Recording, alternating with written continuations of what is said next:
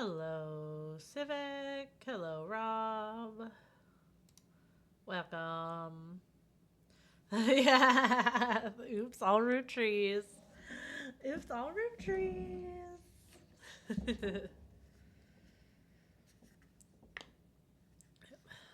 We are going to play a little bit more root trees because the crow game was not going. That's fine. We got other cozy games planned this month also too. So yeah, we rage quit. Not on the house, which is crazy. For sure I was gonna rage quit for that one, but I was just listening to Taylor talk about the new album. Oh, I am not a Swiftie, so I don't. I cannot contribute to that conversation. I don't know anything. I do know the girlies are freaking out though. So this Taylor stuff fascinates me. I'm not either. Yeah, I'm like I know nothing. And it happens like every holiday where you get like a parent that comes in and is like asking because it's like clearly their child has put like Taylor Swift something on their Christmas list. And let me turn on the jazz music. I forgot the jazz music. And they're like asking me questions and I'm like, I'm so sorry, I don't know. I was like, let me get you somebody who does. At the cinema 45 minutes early, dang. This girlie is freaking out.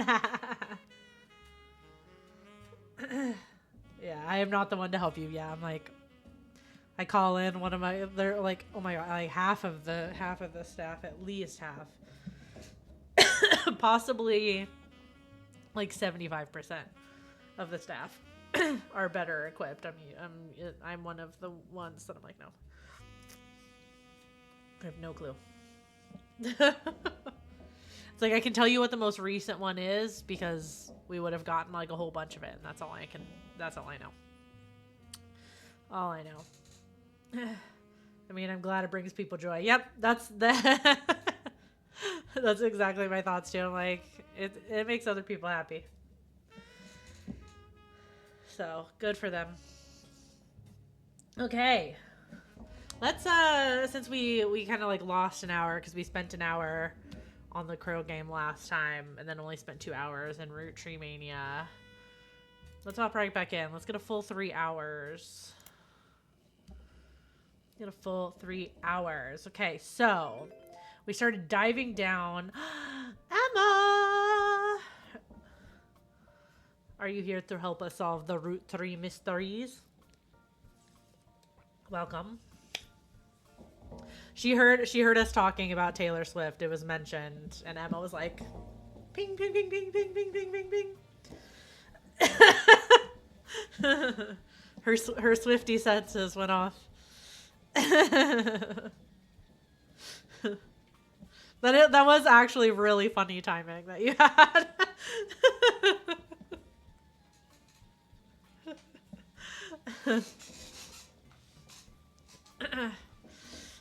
Yeah, I know. Yeah, we were just talking about how I know nothing. Civic was really excited, and I was like, I fear I can't contribute to the conversation. No, it was all good things. I was just saying, like, I can't contribute to the conversation. I don't know what's going on. Yeah, exactly. Kate summed it up. We're clueless, but happy everybody is excited. You're in the clear. It doesn't come out till after Texas. So we won't have... Okay, cool. I honestly, that didn't even occur to me. So... Now that you're not the... Won't be our daily sing-along. No, okay. All right. Okay. All right. Let's see. So where we left off. All of the frickin' infidelity. Frickin' Guy Hudson. He's our number one fucking just man about town. Infidelity all over the place. Yeah, damn it, Guy Hudson. So we were trying to piece together the infidelity. We finished, I guess for like Emma's sake also, because she missed this. We already figured out the root tree family tree. Now we're trying to figure out the infidelity pieces because the root trees are coming out of the woodwork to get a piece of the pie. They want a piece of the fortune. So we got to figure out who is actually blood related and not. And unfortunately, but unsurprising, the root tree men are dogs. And there's tons of infidelity to be had. Oh, that's right. Yes. And then we did hear a song from David Fellows, aka Five Ps, aka Slim Shady. So we did hear his rap song. I love the music in this game, I gotta say. Yeah, Guy has been busy. Okay, let's go back to our clues, because that gives us an idea about where to go, because there's some the freaking reminders page has so many freaking clues. So maybe, even though this was I ignored this last time because it was just the little recap. But maybe some of the names mentioned in here, maybe we need to go back and search some of them.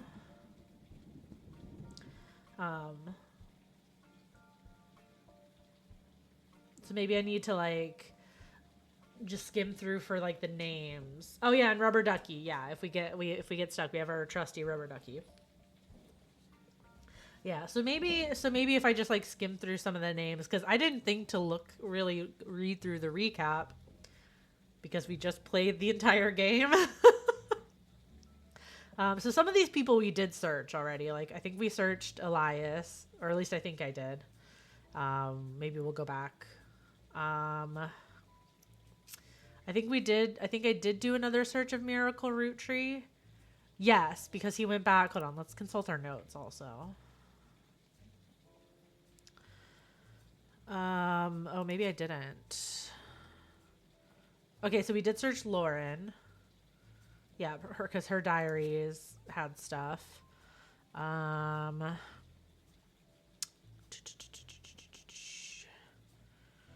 Oh yeah, and there's an anonymous source floating around too who's feeding some information.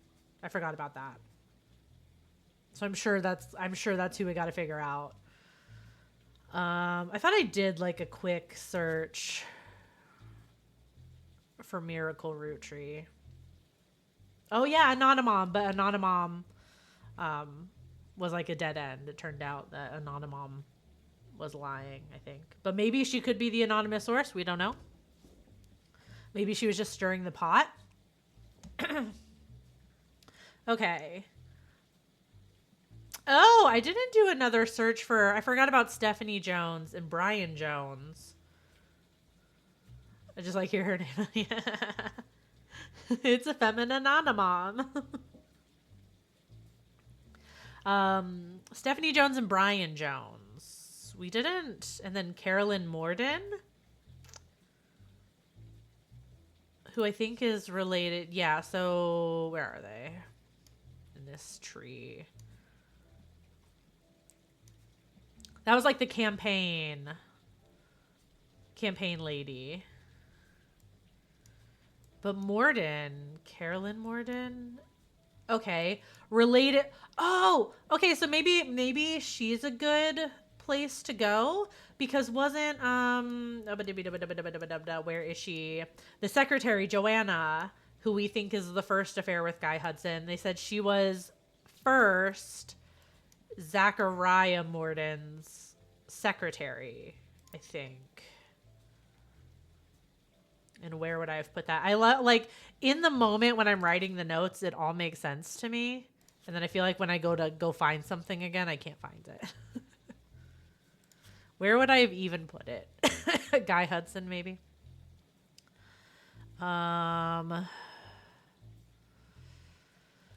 Yeah, he liked the swingers parties.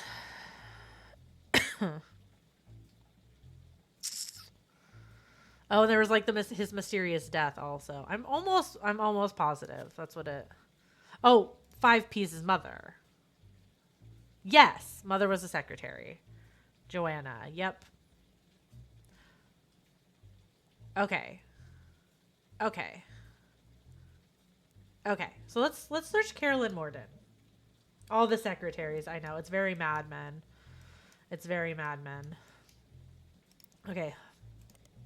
Let's open our state of the art computer. And my famous typing skills.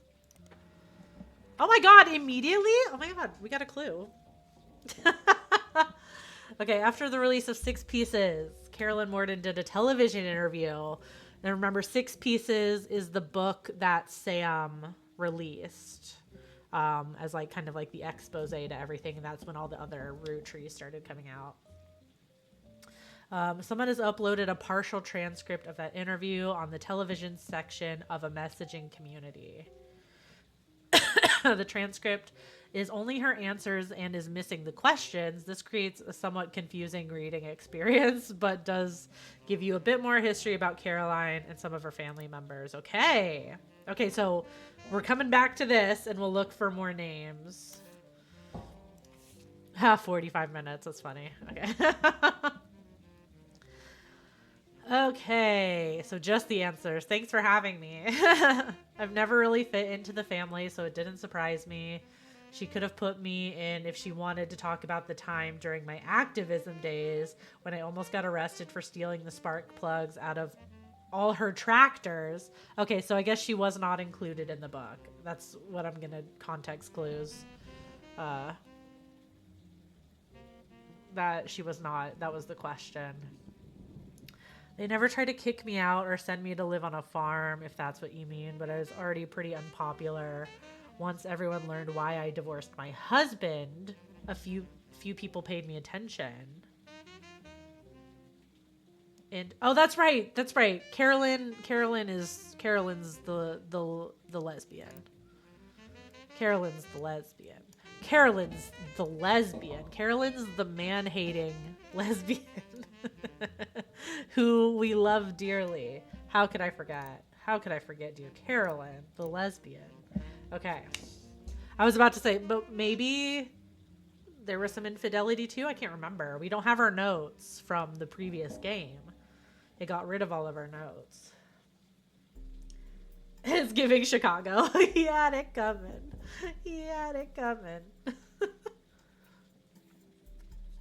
Yes. Okay. She's my wife, not legally, but we've been together for half our lives. Call it what it is.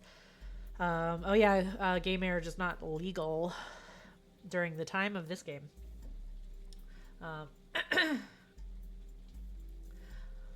I was 20 and I just had my daughter. I hate to look back on that time because I was a terrible mother the first few years. I left my daughter with my ex-husband and followed Guy on a private jet to Europe.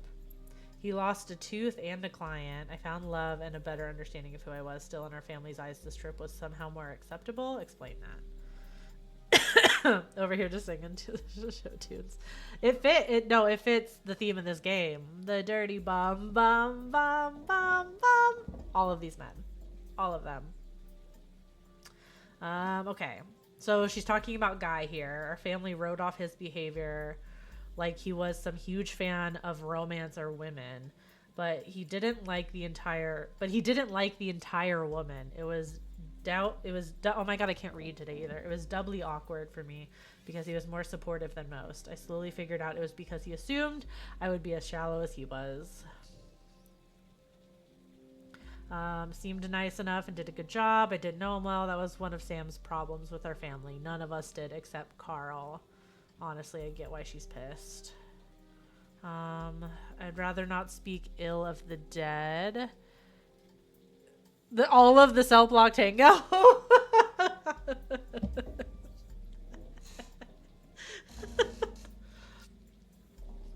Every single verse. I don't know if I have that all memorized. Just lip shits? What are all the things again? Oh my god, oh my god. I can't think with this music in the background. What's the first one? Pop. 6. Squish. Cicero. Lip shits. I could not remember the first one. Squish. It's squish. I remember because this is so inappropriate also too. So in high school, me and some other girls performed the Cell Block Tango in high school. I think I was like 15. Yeah, lore drop, and I did squish.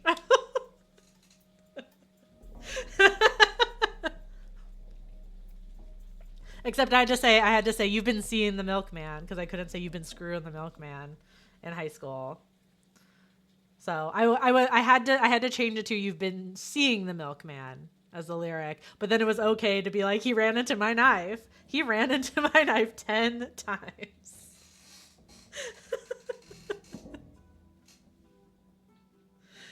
At 15. Looking at the Milky Boy.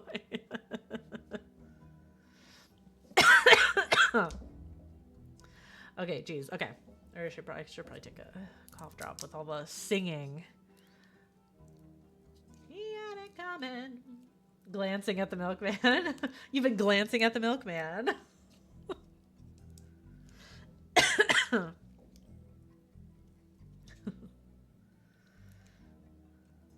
You see, it'll make me laugh. Had a Cell Block Tango spoof and Smurfette. Dang. The dirty bomb, bomb, bomb, bomb, bomb. The dirty bomb, bomb, bomb, bomb. That's my favorite part of that song.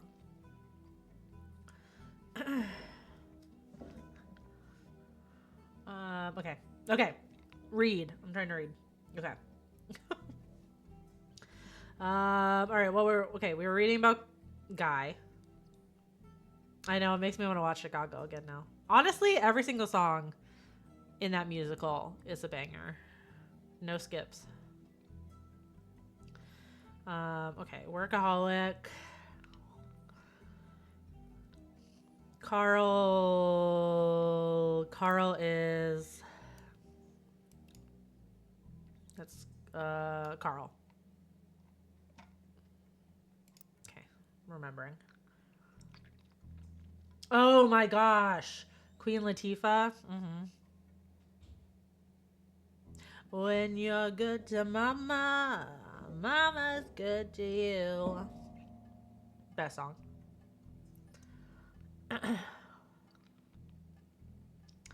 Okay. Anyways. Carl. Private school, came back judgier. Made sense when they made him president. Well, they disciplined the fun out of him. Okay. When I was a teenager, he was basically drunk or high or both all the time. He actually used me to sell pot. His problems with women were different than guys. Oh, who's harder to label? Is she talking about Carl? But then this sounds like they mentioned somebody else. I said, oh, well, he's harder to label. As a teenager, he was basically drunk or high or both all the time. His problems with women were different from guys, but he never really judged me. I guess he knew it would be a pretty hypocritical to judge anyone for anything. Back then, he was destructively unreliable in every way, but nowadays he's just kind of boring and old. I prefer that to how he used to be and to Guy and Carl, but it's still a cautionary tale. I hope I'm never that boring and old. Huh. I don't remember anybody... Could this be like Clark, maybe? They would be like in the same age, and he had a lot of like remarriages, so maybe. Bye, Rob. I think that's yeah, maybe Clark. Maybe Clark? Thank you, Emma.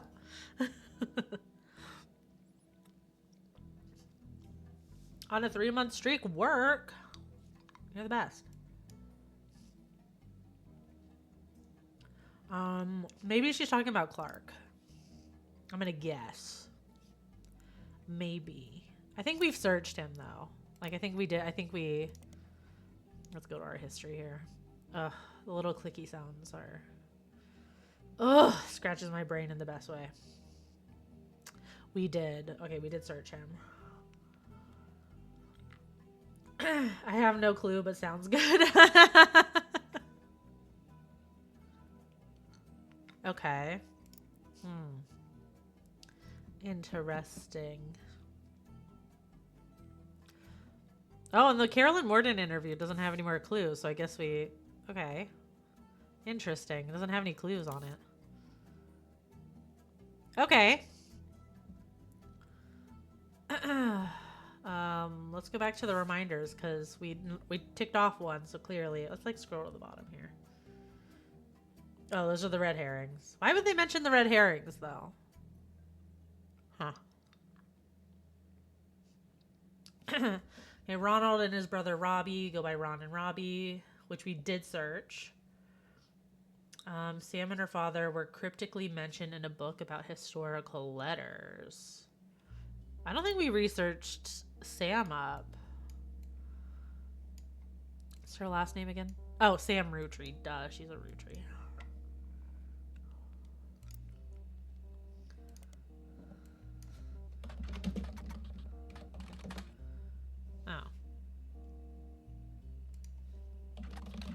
Oh my god, seriously? Antha.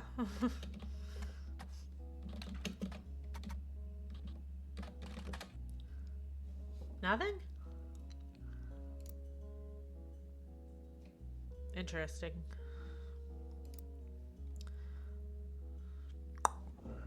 And her father. Okay, so maybe it wasn't cinnamon extract, but it's extract cinnamon is her... Oh wait, her father or her, like, her father?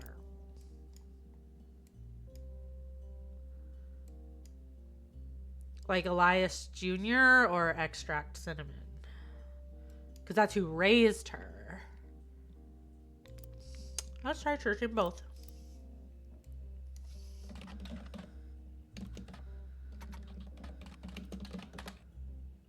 It hasn't been updated for 8 months. Might be time for rubber ducky already. No way. Okay. Elias Roottree Jr.'s name is listed on a website about historical buildings in Butler County. He is listed alongside an old residence that has been preserved called Hunchetop House. Oh, this brings up nothing? Are we sure? Okay, yeah, I guess. Okay, what about extract cinnamon?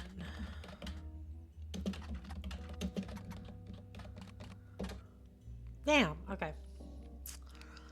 Yeah, maybe. Yeah, maybe rubber ducky. November Roottree. No. Okay. Nothing on November Roottree. Interesting. Why mention it? Let's search Samantha Jones. Or Brian Jones. Stephanie Jones, sorry. I can't. There's too many names. Okay. Brian Jones has been busy updating Stephanie Jones's campaign website. First two new sections exist. People don't get named after the Hoffmans often enough. Baby photo. There you see a picture of their new family together in the hospital. According to the site, our daughter was named after her grandmother, which ended up being very fitting considering she was born the night before Christmas. Second is what's next. There's not much of substance there right now, but it lists some small accomplishments and finishes with the recent rise in popularity and controversy surrounding my extended family, there's been some extra attention on me. Stay tuned for an announcement in the coming months about how I plan to use this publicity to accomplish bigger and better things. Okay. Okay, this just brings up the same thing. Okay, let's see. Let's take a look at this photo. Oh, how cute. Look at the Christmas hat. Baby. Get some updated photos.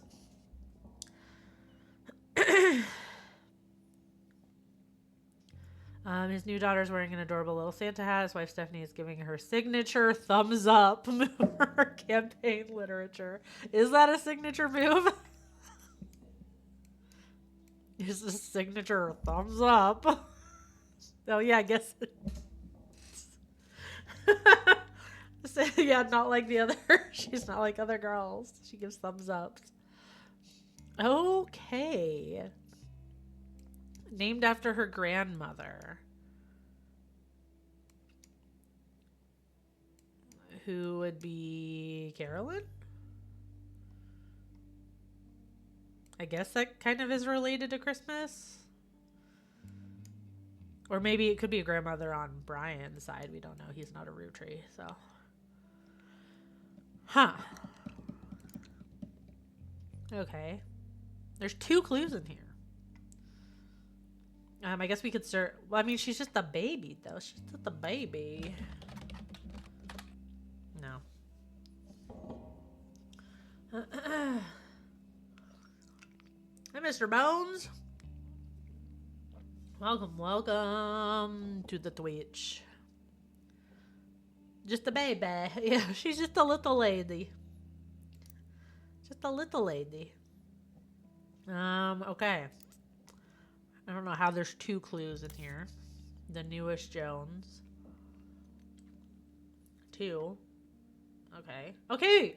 The reminders. We're whittling down the clues. There is still more to find. We don't need rubber ducky yet. I don't remember if we searched the big guys, the big dogs. I don't think we did. I don't think I got there.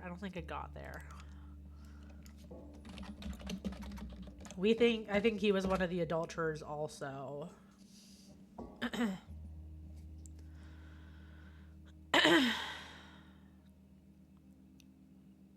Since 6 pieces, the candy company, actually we might want to take notes. The main one. All right. Candy Company has placed much less of an emphasis on Elias as a historical brand connected figure. Those that have argued it was his right to decide how to split his inheritance and that he did nothing wrong. That's right, because he created the Clanson Trust, which kind of is a big thing in all this mess. Okay.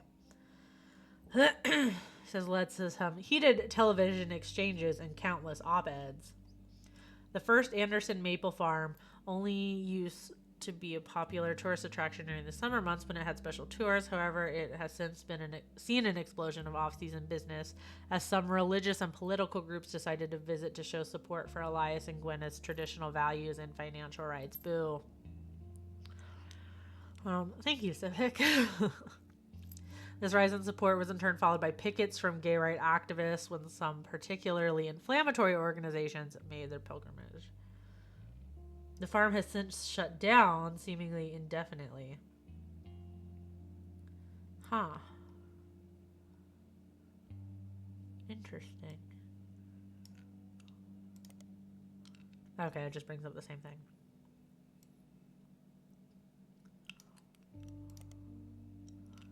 Damn, it just brings... Okay. Okay. Okay, maybe there wasn't really anything there.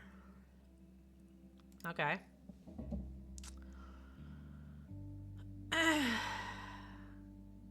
Did we look up Rainer Roottree? She's the oldest one, right? The oldest, sorry, of the Roottree sisters.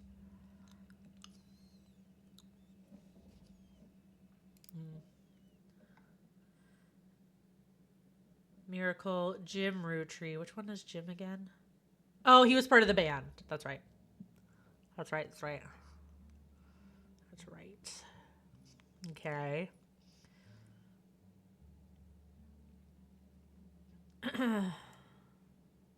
I'm just gonna search like everything. Let's go. Which band? There are so many. The disco band. You remember the disco band. I can't remember the name of the band, to be honest. Chris Rafferty's protege site seems to have been discovered by the masses. Gone are the art pictures of his cousins. Instead, it's a list of questions that people keep emailing him. The most relevant ones are the following. Are you the son of Clark Rafferty? Yes, but I didn't grow up with him. I remember him from when I was a little kid, but I moved away with my mom when I was very young. Okay. Lived there with Pete, my stepdad. My dad and I spoke a few times when I found his phone number. Tells me things I don't remember, and people like Guy Hudson and Ernie Madsen, who I don't think we searched up, but I'm gonna stuff to search. Let's save it. Your favorite band? Yeah, of course. Your favorite band. Did you ever meet the Rootttrees? I used to know the Rootttrees, but never the sisters. I was in the office sometimes when I was a kid. I definitely met Guy Hudson before he died, but I don't remember. My memory is weird. It's hard to know what I actually remember and what I only think I do because I have pictures. For example, I have a photo from when I was 5 and in the office with my dad, and Guy was there. I made myself sick by eating chocolate, and some woman who I don't know cleaned my face. One of the other affairs. I don't know if my memories of that come from the picture or not. Okay.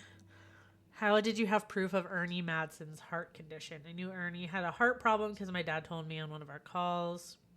I asked him about the poison because I saw it on the Root Tree Curse website, and he emailed some old stuff, including proof. But even with the proof, the website didn't take it down. You spelled fiance wrong. I'm not good at spelling or writing. I'm good at painting and other art. Interesting. Lurking. I took my sleigh pill, so I'm cleaning while listening. Your sleigh pills. Love.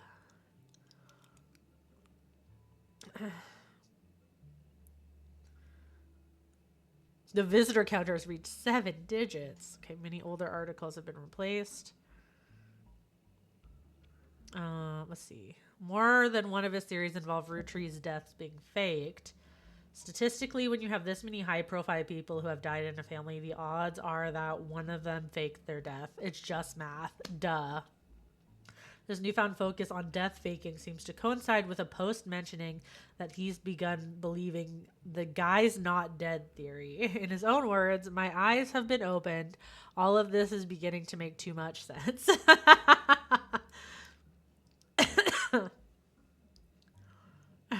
One of his posts details the belief that oh, hello. Okay. Ron Roottree is still in charge. Gwen Roottree's death was faked, and that Clark is only there to throw people off. Apparently, this allowed Ron to travel to France to develop their new candy recipe in secret. Uh-oh, buffering.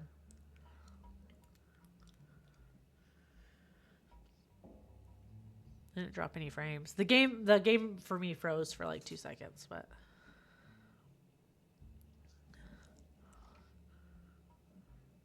uh-oh, conspiracy theories, yep. I took Dean to the airport today, so cleanings. Now I know my house will stay clean for the next 2 weeks. Love, love, love. Okay. The author of 6 Pieces isn't real. Sam Madsen is an anagram for Am Madness. They're purposefully leaving hints for us. He claims that by using 6 pieces with Lauren Roottree's book as a one-time pad, he has begun to decrypt a cipher. Most of the cipher has seemed meaningless, but he managed to pick out the words people and vastness and is working on figuring out what it means. There's also a request at the bottom. Next year, 2000, is a leap year, and Overwood is looking for funds and volunteers to catch the Roottrees red-handed in Operation RT29. He specifically mentions not to volunteer if you've ever drunk Spirit Cola, but doesn't go into why. Okay. Interesting. Root tree curse. Okay, we got a clue. Let's picture. So we got Chris Rafferty. What? Look at this face. A tattoo. That's a clue. I'm sure. We got you, guy. Okay. So it was him, his father, Guy Hudson. Okay. Did not know who the woman in the photo was. Okay. I know, what is up with that green suit? Looking like a fucking leprechaun over here. Cheating little freak. Okay, so this does not look like Joanna anymore. So this might be another person. Because he's got many people that he was cheating with. Okay, we got a picture of Chris. And I think this is a picture of it. I think that's correct. Oh, yeah, I can't add to anybody else. And I can't add another picture of Guy Hudson yet. We gotta figure out her freaking name.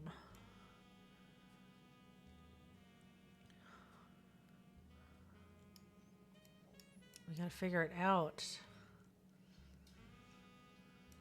Damn.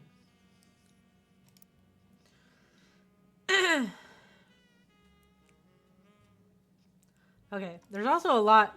I don't understand how there's 8 clues here.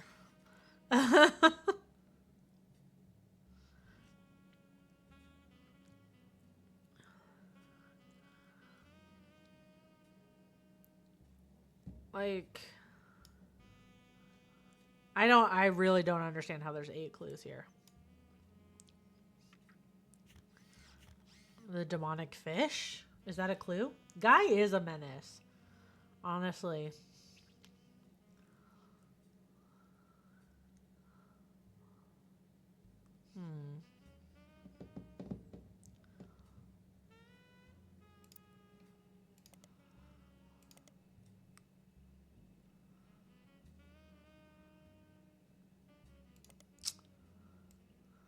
Like, what else is there to search?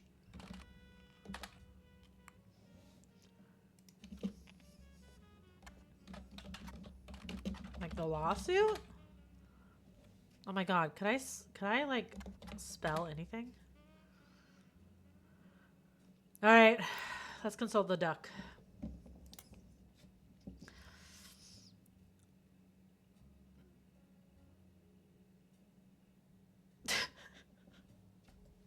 Worth looking into some of it again. Okay.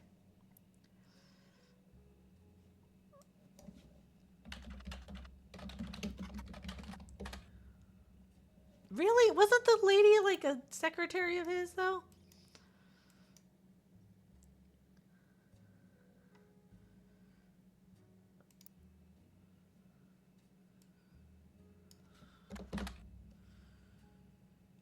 What say you, O rubber ducky?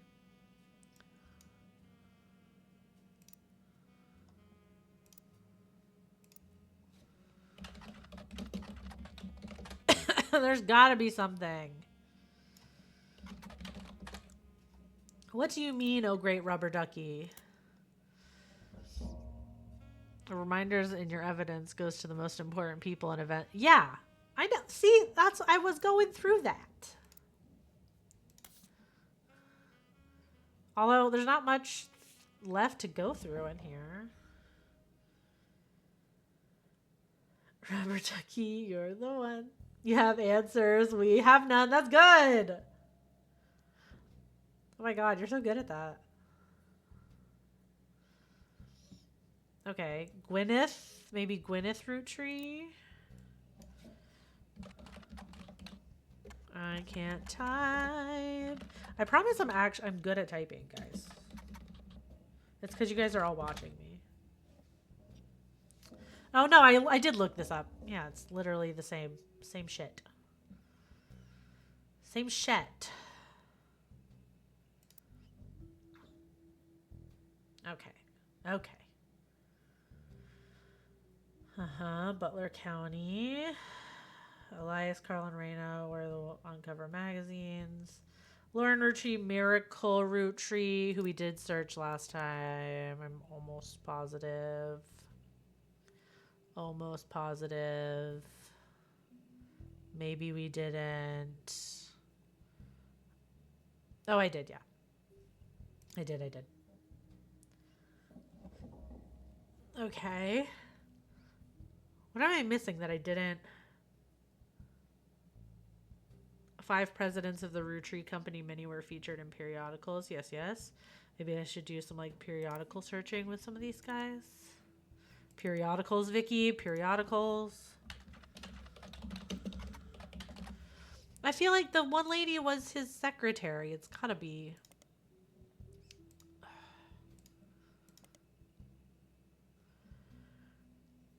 Zach Morden, son of James and Gwendolyn Morden. Grandson, yep. He's quoted saying, Elias entrusted me with carrying on. May now be irrelevant. Okay. Fwick. News time. I think that was probably that one's too. I'm sure. Yeah. Business Watch. Hasn't been updated in 8 months. Think you'll be performing live at Pawnee's Pizza at 9 p.m. Mention this ad to get a free slice.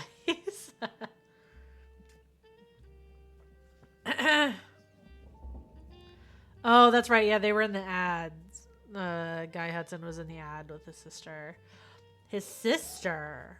Maybe I need to do a search on her. Maybe she knows some stuff about her brother.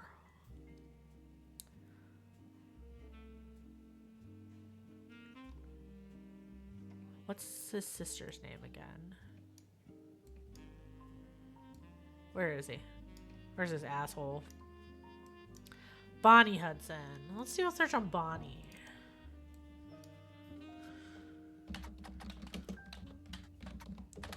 She knows nothing. Got it.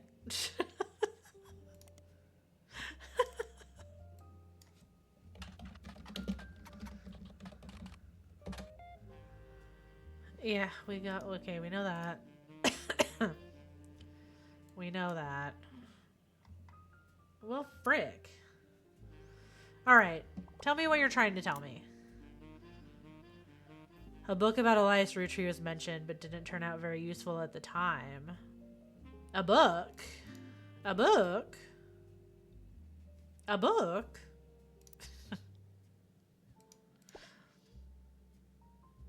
I don't remember a book. From the first investigation. It wasn't Lauren's book, right? No. Family Man. A book about family. I don't remember this. How am I meant to remember this? Roottree Legacy by Bess Williams. Bess Williams. Okay.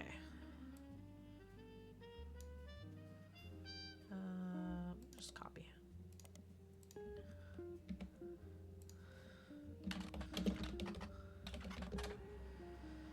Huh. How was I meant to remember that? Okay, thank you, Rubber Ducky. What were we talking about? Zucchini. Aaron's mom brought us homemade mac and cheese for dinner. Yum. And zucchini chocolate chip cookies. I also do love zucchini bread, honestly. All right, Rubber Ducky came in clutch. Family Man. Okay. I love when something's... The dictionary defines propaganda as information, especially of a biased or misleading nature, used to promote or publicize a particular political cause or point of view. That's how we all started our essays in high school. But if they were to replace that definition with a picture, it would be a picture of this book. The book tells you nothing new about Elias, and from what you know of his true feelings towards some of his extended family, you're not sure it tells you anything true about Elias either. The reissue of this book was so lazy that they refused the famous photo. They reused the famous photo of Elias from Business Watch, whose copyright had expired. The best thing it has going for it is that it's only 85 pages long. So how was that helpful?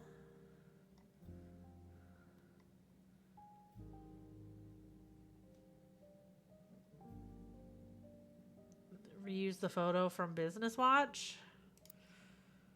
Which I'm sure I know we've searched this already. Yeah.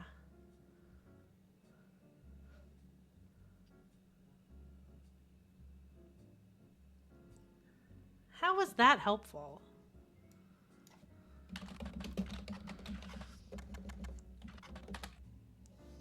Nothing relevant found. Nothing relevant found.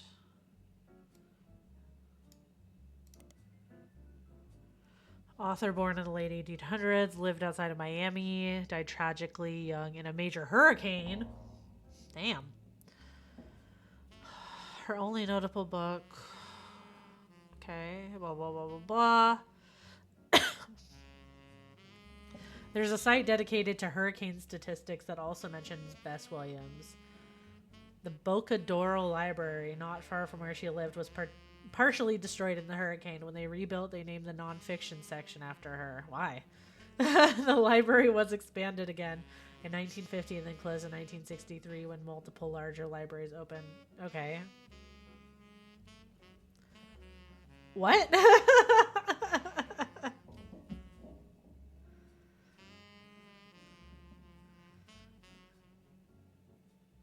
What?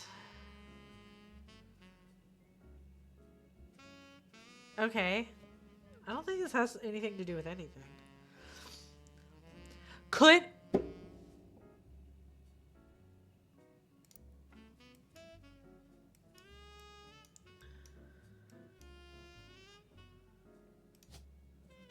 Hear me out.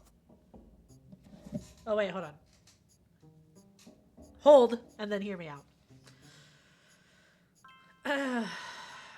Aha! The cheaters.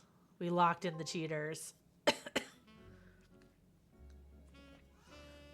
Booyah, indeed. Oh? Has Clark reached out to you? Well, let me give you a short history lesson about the last few months of my life. Okay, Sam, hit us with it. Come on, let's go.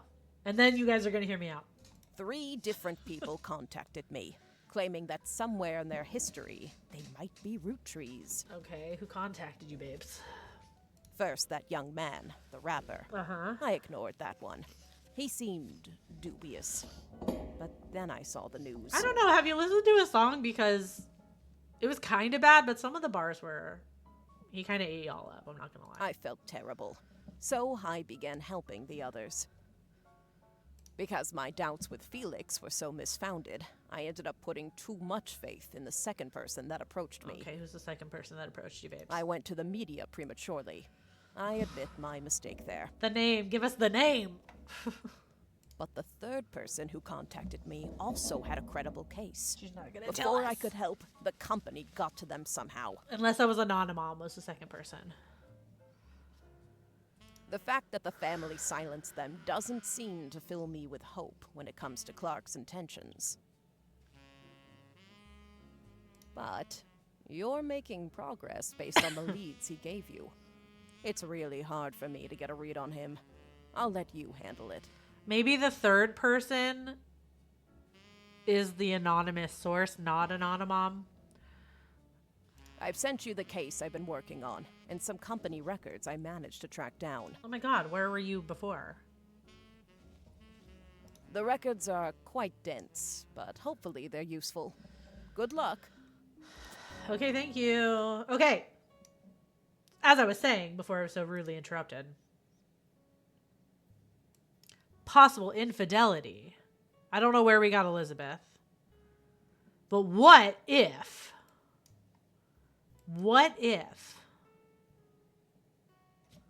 Bess had a relationship with him?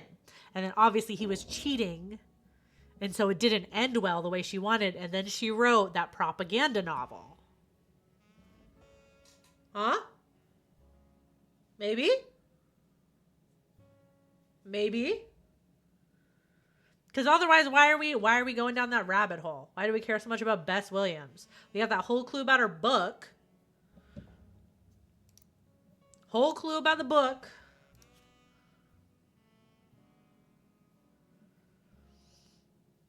And we got the Elizabeth name, but maybe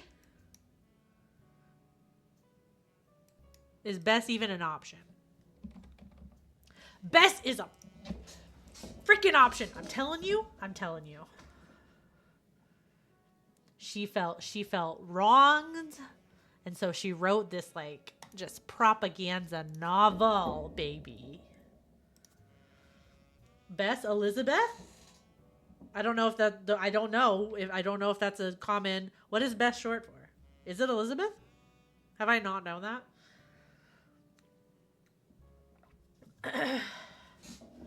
Yeah, anonymom. Dude.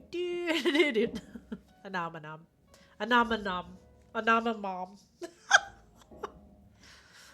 I'm thinking we just need a picture of Bess. And I think we're gonna lock that the fuck in. Cause why? How are there two clues here? Be so for real. Give me the author photo. Okay. I need Vicky on the next Swifty case. Okay, yeah. Let's see. I still don't know how there are 8 clues here. That's ridiculous. All right, let's see what we got here. We got a photo given to you by Sam Madsen. A woman named Regina Clementine came to her and claimed that her husband has confessed he thinks he's a Rootree. Okay, the details of this case can be found in your evidence. Stuart is the older boy wearing a vest. Stuart. Woman in the photo is Mary Beth Clementine, a singer who may have had an affair with Miracle Rootree. And who are you?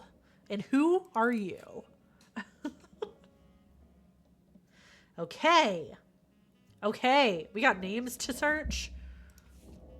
What's in here? Company records. Old tax mailing information and only detail the employees that work directly for Rootree or in their corporate office. Oh my god, we might get some last names. Cross-referencing guys, secretaries, and visits overseas. Spider searching people just because they are listed in these books will likely be very time-consuming and a waste of your time. Okay. Office staff. Joanna Robertson. We got a name. Hold on, I'm filling it in. We got you, Joanna. We got you. That is a very useful clue. Okay. Bet you anything we're going to lock her in next time.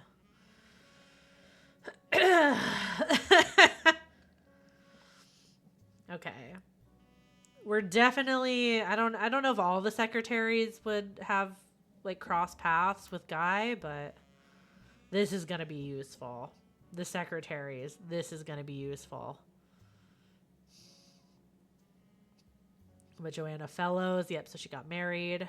Christine Farrow was hired. Christine Farrow is no longer listed amongst the secretaries, but a Christine Garland has been hired. Okay.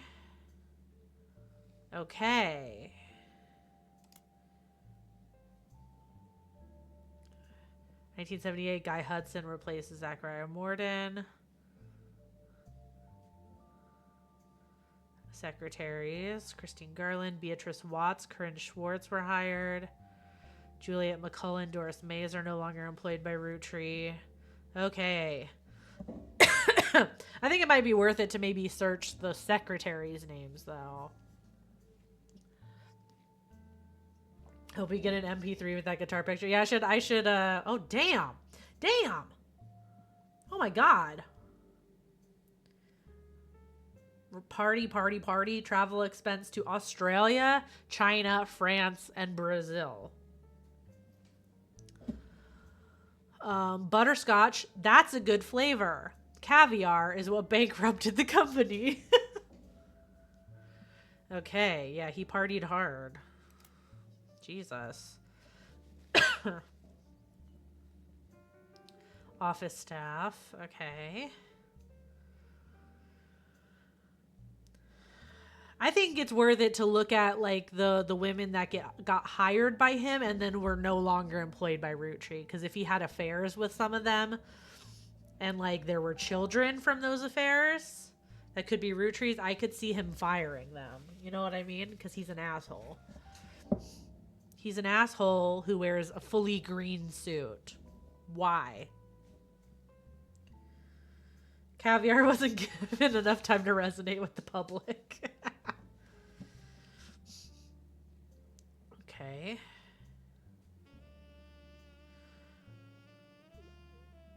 More caviar, okay. Oh, that's just more of the... Okay, it's the same parties. Okay. Ridiculous. All right. Guy Hudson died in May of 1982, so the first few months of that year continued along the same pattern as they had been. And most of the secretaries, most handpicked by Guy Hudson, were let go. Okay. Interesting. Yeah, I think we need to look at the women who are let go, at least. What's this? There's all the information I have about Regina Clementine, née Salazar, from New Orleans, Louisiana. Her husband Stuart Clementine. Apparently the Root Tree lawyers went... Wasn't Stuart in the picture? Husband, who is a police officer, never knew his father, told her he thought he might be a Root Tree. But he's estranged from his family and didn't want to pursue it because he had no proof. She wrote to me behind his back. Stuart's mother was named Mary Beth Clementine. She was pretty well known in the 30s and 50s, a singer who went on tour to a lot of churches. I don't know why I did Stuart. I don't know why. So far, no MP3. Okay, performed at churches. Her repertoire was a mix of religious and popular songs. Yeah, Stuart. Little Stuart. Okay. Though she recorded a few songs, they seem lost to time. No. The only one you find mention of was a cover of He's Got the Whole World in His Hand, released under the label New Edison.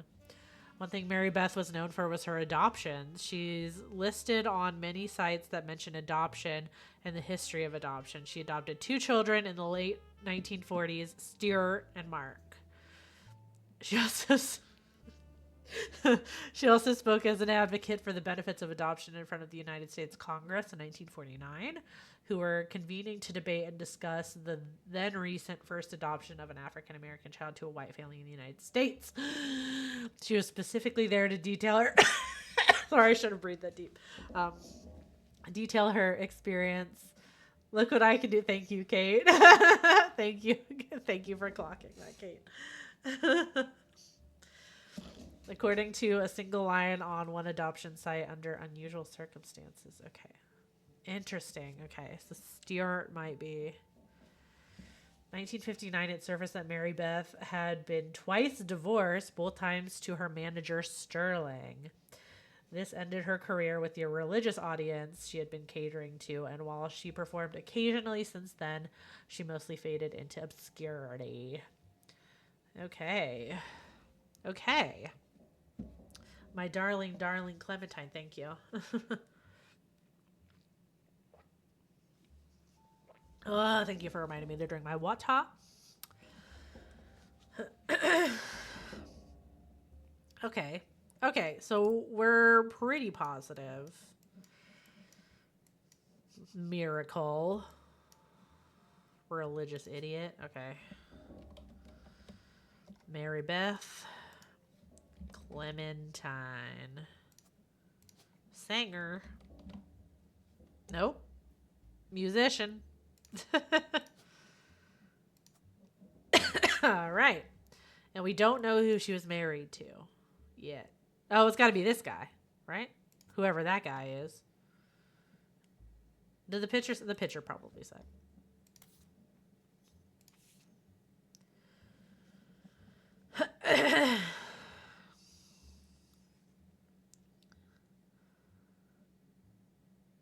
Oh, wait, we don't actually know. Does that look like anybody we know? Although if she had an affair with him, then Stewart would be the root tree? Right? Yeah.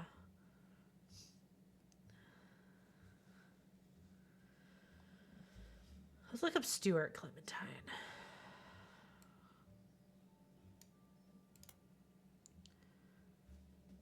Isn't that popular of a last name? So we should be able to figure it out. He has no web presence. Great. Bye, Emma. Okay. Huh. So maybe she had a kid with Sterling. We don't know. Okay. So let's see. So we know Regina Salazar. Oops. Go back to the tree. It's maiden names. It's got to be Salazar. Stewart.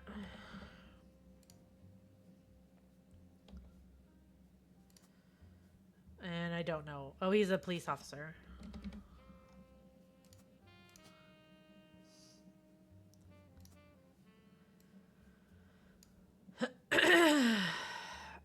I don't know if we would know if we could find Sterling, but what was the new Edison? Maybe we can find it that way. Race released cover records of songs that were gaining popularity, according to a website about the history of recorded sound. Sterling Edison being sued by the state of Thomas Edison. Okay. Find references to New Edison and Mary Beth Clementine on sites about old records.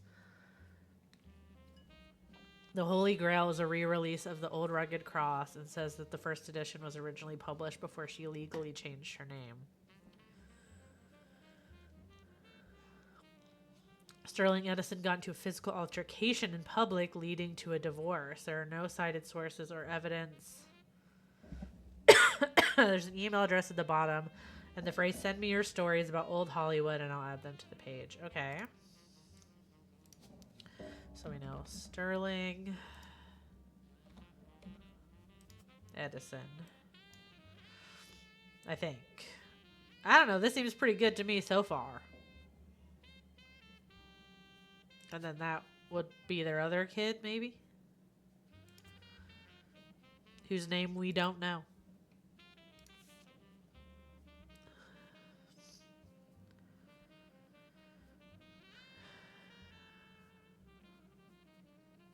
Okay, there was other stuff I wanted to start. Let me go back.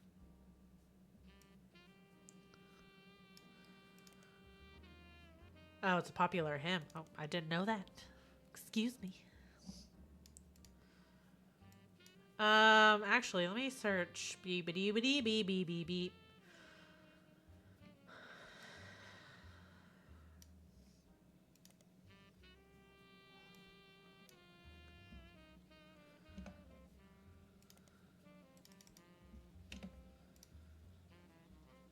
I don't know if this would be in there. Okay. New Edison was sued by Edison Records. Okay.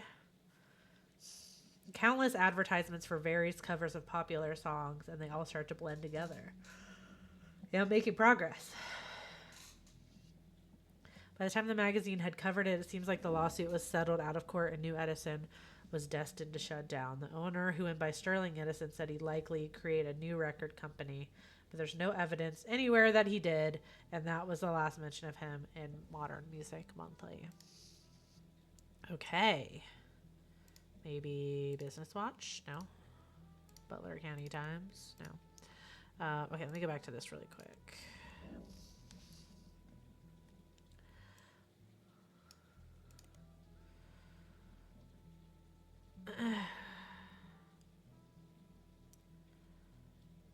Edsel is a German last name. Okay, I don't think this is... Alright, I don't think that's worth anything. Okay. Okay. So we can't look up... What's the other lady's name? This one. Regina Clementine. Or Salazar.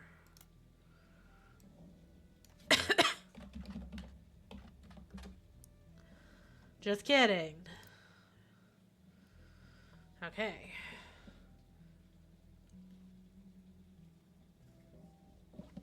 Okay,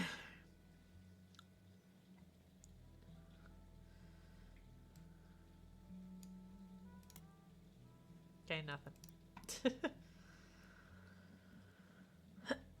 Okay, she was sued though. I wish there was something some way I could look that up. Someone pretending to be Edison and making a record label is kind of poetic though.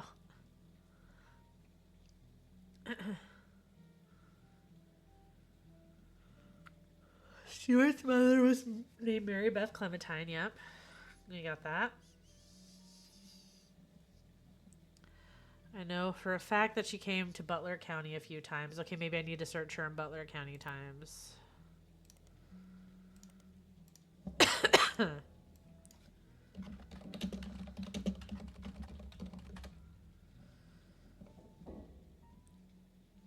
Okay. First visit from 1949 was significantly more substantial. Miracle Congregation welcomes Mary Beth Clementine with open arms. The article mentions that the church's leader was moved when he heard Mary Beth's recording of one of his favorite hymns, His Eye is on the Sparrow, and reached out to her personally. His Eyes on the Sparrow holds a very special meaning to me. As you know, I've had a very difficult upbringing, and it's no secret that my own eyes have always been a source of struggle. The song is about overcoming sadness and hardship through Jesus. If God can find a way to watch over every sparrow, he can certainly watch over those made in his image. My family's fortune does me no good as a man of the Lord. It's much better spent spreading his word, and I've felt a kinship with Mary Beth ever since I heard her voice. When I learned her personal story, I knew I had to help her in whatever way I could. The Bible is full of adoptions, from Moses to Esther. Spreading your life, taking care of those helpless to help themselves is incredibly noble. She and her son are always welcome to stay in our guest home. The second visit was a few years later, in 1953. The article mentions that her first visit was a massive success, and at the insistence of Miracle's congregation, she returned for an encore performance. It also mentions that the unusual circumstances of her second son's adoption have prevented her from touring recently, but doesn't clarify. Interesting. Have prevented her second son's adoption, have prevented her from touring recently.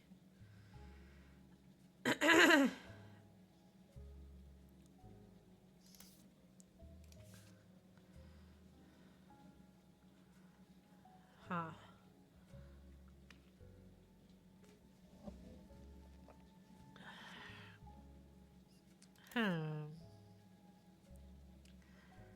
Interesting. Interesting. There's still 3 pieces of evidence in here.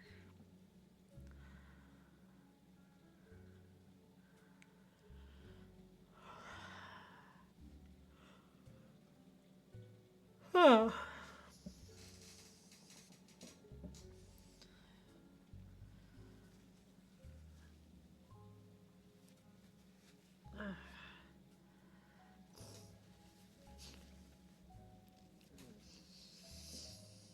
Interesting. Okay.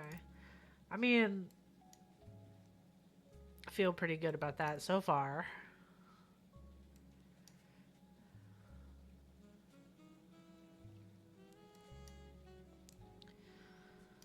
I could look up... Well, I don't know his name. Well, shit. I can't look up dick right now. Okay. I'm gonna look up Joanna Robertson though. Let's look up some freaking names in here. I think it's worth it to look up the names of some ladies maybe who were fired.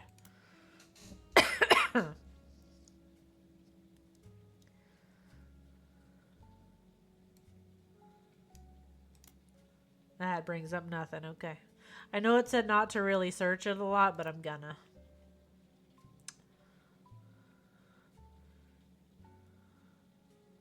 Okay, so she was hired before.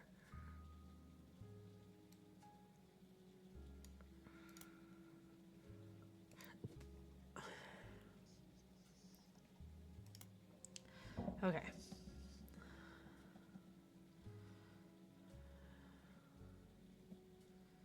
Let's see. Secretaries. Beatrice Watts, Corinne Schwartz were hired.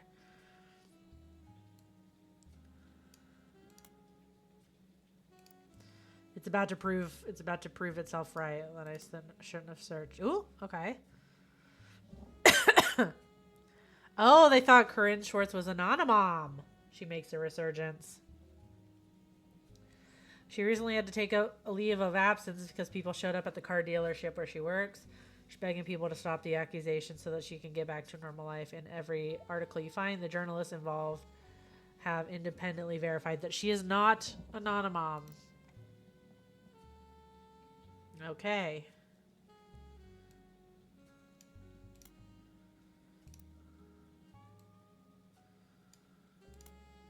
Nothing. Alright. I don't know, these ladies who are no longer employed, maybe? Not an Anonymom. Alright. I'm doing exactly what it told me not to do.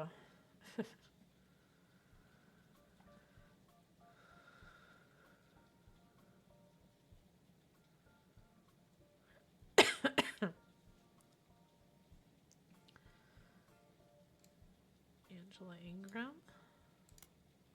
Nothing.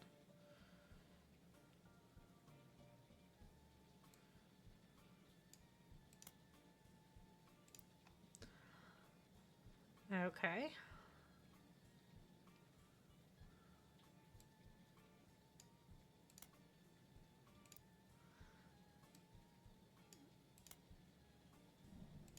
Damn. Okay. Well,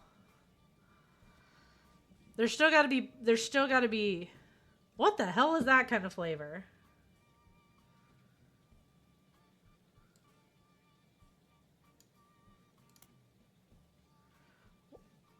Watermelon. Okay. I'm glad it told me that. I love to think that the game knew somebody was going to search that.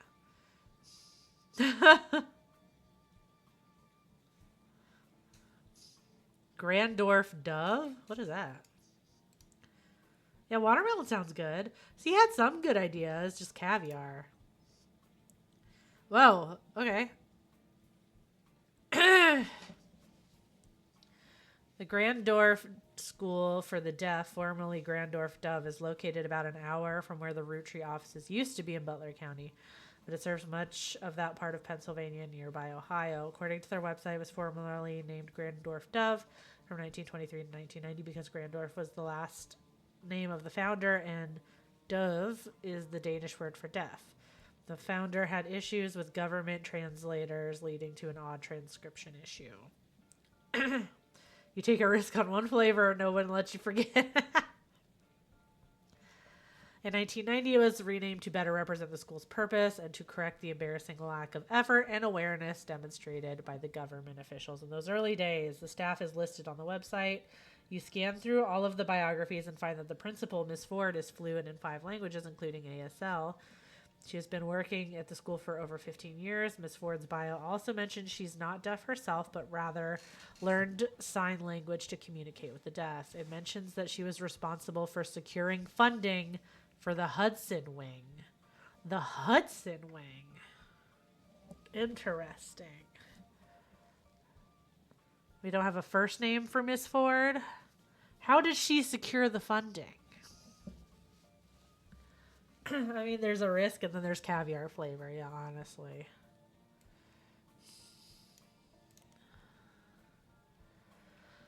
Hudson Wing is an expansion to the Grandorf Dove. First built in 1982. It's a separate, much smaller building, half a block from the main campus, and operates as a smaller independent school that offers free ASL courses for the family members, friends, and caretakers of deaf children. According to their history site, they got their name after the president of Rootree Company generously donated $250,000 toward the construction of the building. There's also a vague history section that you somewhat fill in with details from the other information you've seen about the school. Mentions that the donation came at the insistence of an employee of Rootree at the time. Okay, so we need to go back to the records and look for Ford. I think maybe. It mentions that she learned ASL from the main school before Hudson Wing even existed to surprise her future husband, who was deaf. She convinced Rootree management to invest in the school. Maybe. Okay, when was this built? First built in 1982. Okay. The Hudson Wing opened and she became the first teacher at the new campus. At first, it only operated on weekends, but since then it added afternoon classes on some weekdays. So maybe it's not Ford. She's the principal. Okay. So maybe not her. But it also says she was responsible for securing the funding.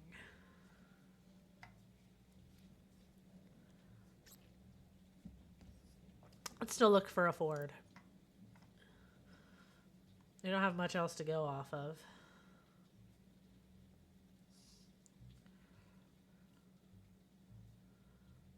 Okay, let's just start at the beginning. Susan Ford. Susan Ford.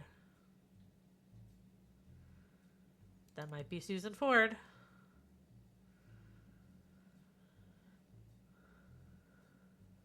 Maybe.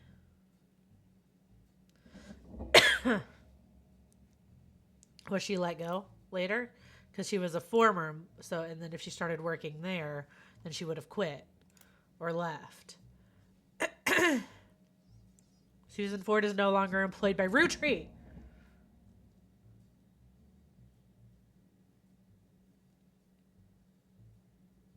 Interesting.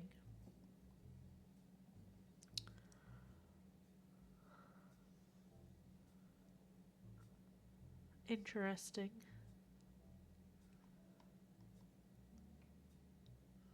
Sugar plum. Ooh. You know, aside from the caviar, I think Guy maybe should have been allowed to pick some more flavors.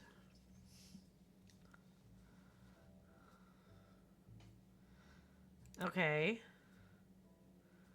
So she secured funding. I don't want to say she did anything. But did she secure funding by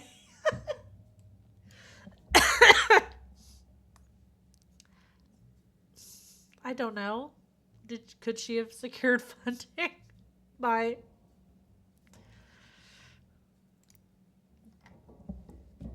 I don't even want to say it because I'm a girl's girl.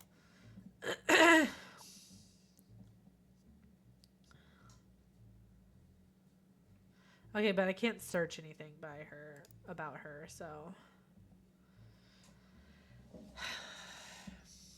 that was my yeah. I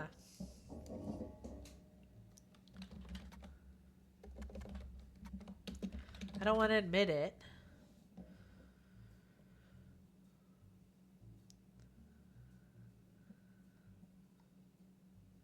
Whoa. Hold on. This is new. Amongst the avalanche of useless information, you almost miraculously discover one useful article. Grandorf Dove was at the center of a crime article from 1982. It seems that someone defaced the school and vehicles outside of the brand new Hudson Wing of the school. There were multiple broken windows, and one of the teacher's cars was painted with profanities and accusations of infidelity. Susan. A few weeks later, a follow-up article provides more details. There was one arrest, Thomas Hughes, who coincidentally was coincidentally a former student at the school. Apparently, the destruction came weeks after he married the school's newest teacher, Mrs. Hughes. She was not a teacher when he went. He graduated a few years earlier. According to the reporter's investigation into the police reports, trials, and restraining orders, Mr. Hughes was convinced that he was not the father of Mrs. Hughes' current pregnancy. He was released on bail, and the school has agreed to not press criminal charges after an agreement was made to pay for the damages for the couple to begin divorce proceedings. Jesus. It seems Thomas Hughes, Mrs. Hughes, and the Hudson Wing have all avoided further appearances in Butler County Times. Oh, shit.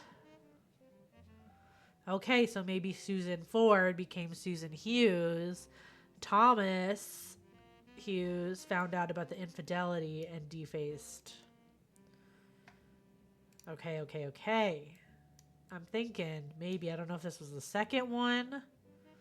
But this would have come like towards the end of his. I don't know.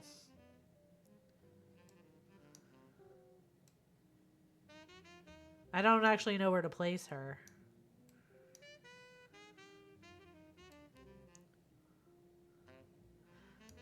Because it said 1975 to 1982. This is towards the end, so it could be like last or second to last.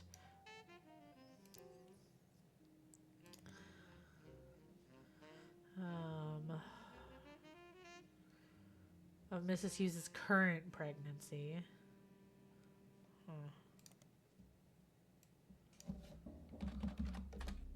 Nothing.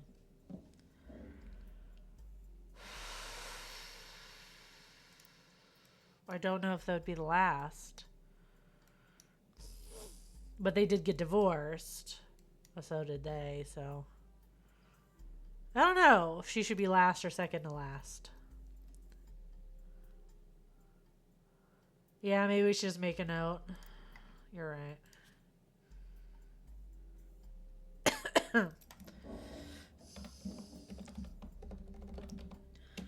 Susan Ford Hughes.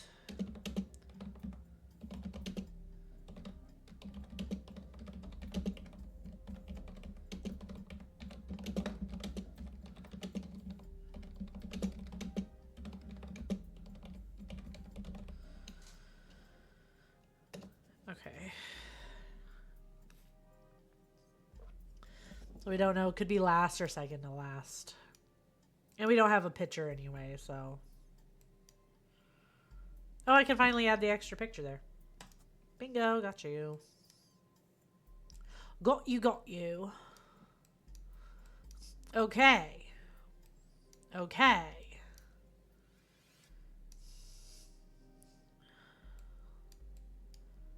Okay. All right, let's go back to our. We got more clues. We have more clues around. Still, 8 from what?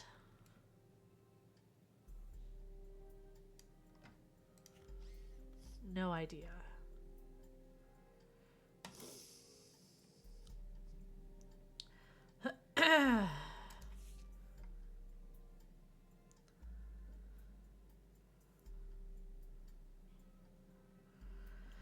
Let's see. Because there could be stuff in the other ones too.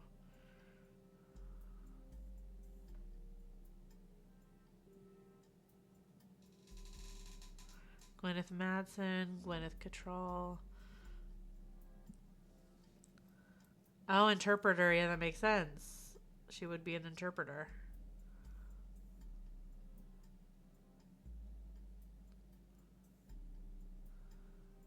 So I want to hear the talking fish's satanic messages. I wonder, can I look it up? What is it?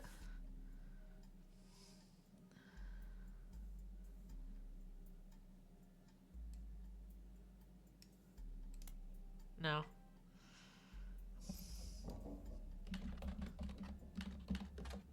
No. Zoom in on the cover.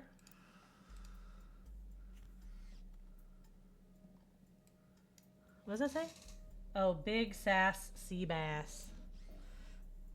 Can I look that up? Big ass Big ass sea bass.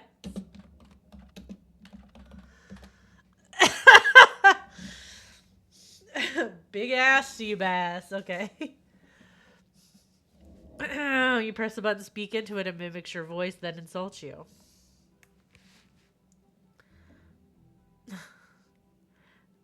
Instead, what the advertisements say set big sass sea bass apart from its competitors, a sardonic and sarcastic wit that will leave you reeling with laughter.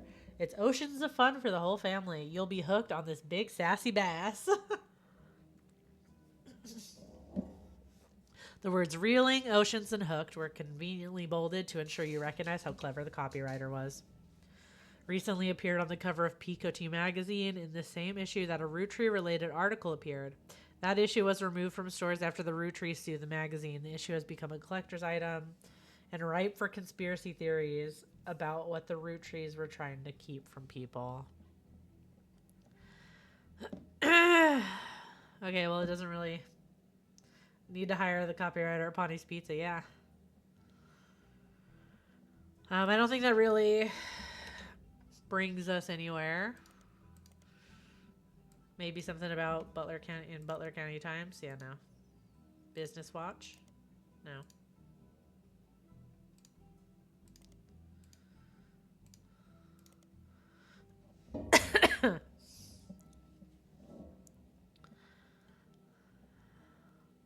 Yeah. Okay.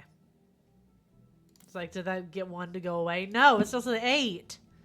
What is here? June 1999.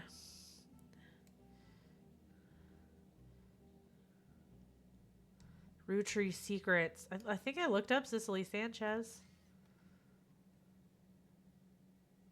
I'm almost positive I did. Yeah, I definitely did.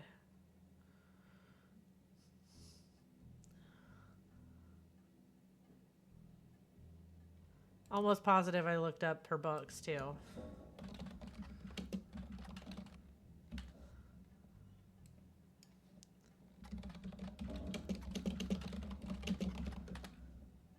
Yeah. Yeah, it was worth a shot. I mean, dude, what else are we meant to search? I wish I could like flip it over to the back. How is there 8 clues? All right, Rubber Ducky, hit us with something. You have enough information to fill in the parents on the family tree update. What? The parents on the family tree update. What?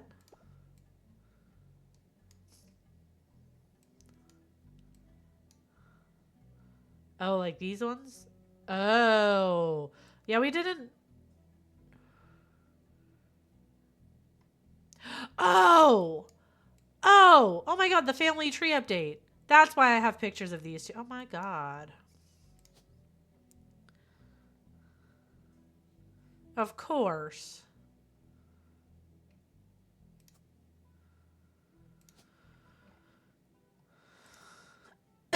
It's just the update. There was no infidelity there.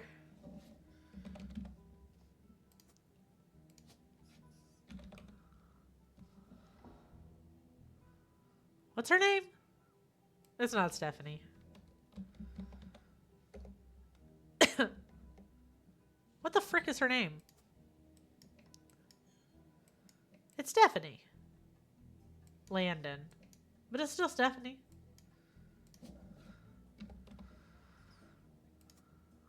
And she's a politician. Politics. Got it. And then we got their baby. Baby. Named for her mother. Her grandmother. Oh, Carol. I get it. Christmas. And her occupation is a bebe. Got it. You saw your last name pop up for a second?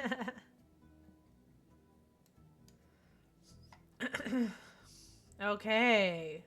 Cool. So we got enough. Okay. Occupation, baby. Operation, baby.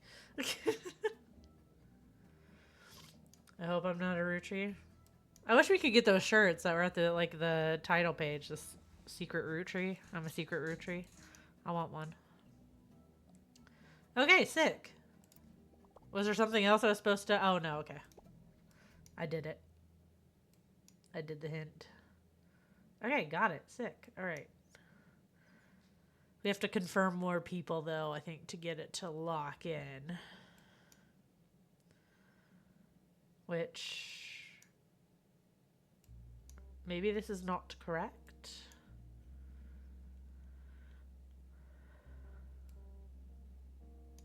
We don't know. Whoa, look at all these freaking lines going on down here. We gotta figure this one out too.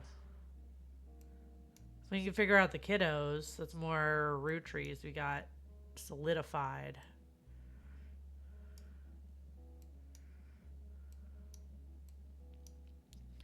Because we gotta secure 4? Yeah. Key relatives, yeah.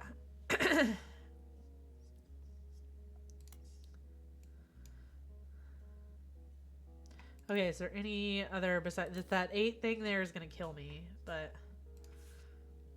there's still stuff in 6 pieces. Is there any names that we didn't like search up in here? Maybe we should search up Guy's wife. Did we look her up? Because maybe she has some shit to say. I would if I were married to Guy Hudson.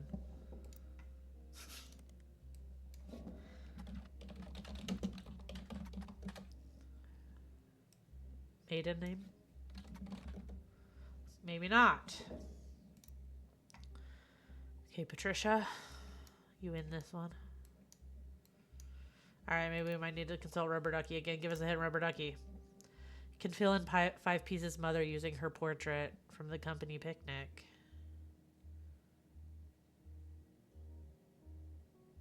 I did. I did.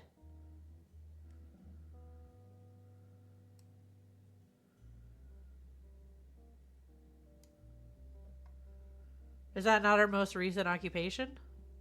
Oh, she was let go, wasn't she? Maybe that's not her most recent occupation. Wait.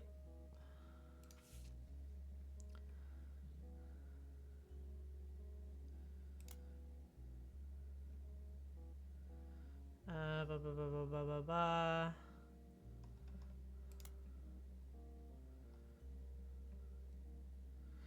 Oh. He has no longer Joanna Fellows or no longer shit. I might need to go back to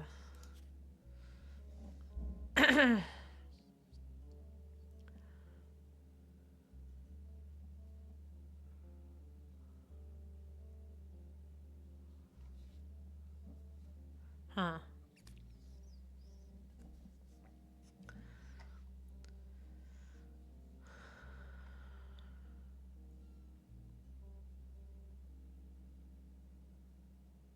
Wait.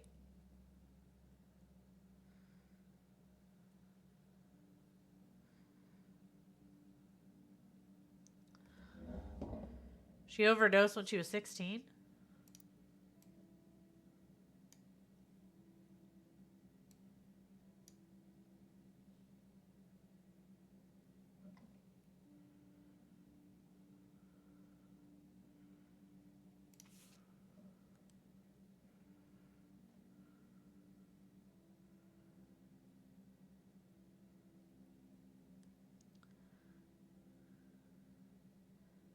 This happened when, wait, she died at 16? How old was she when she was working at?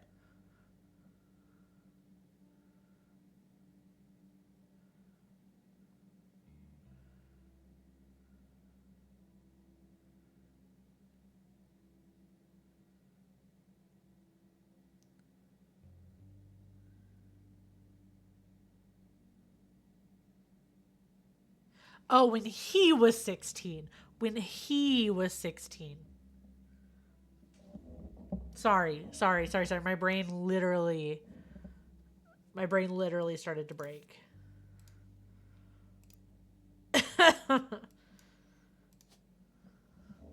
I don't think movie rental store is going to be in here. Cashier? My God.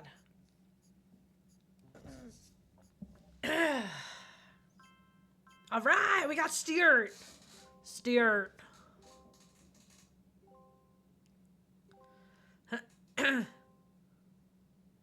Booyah.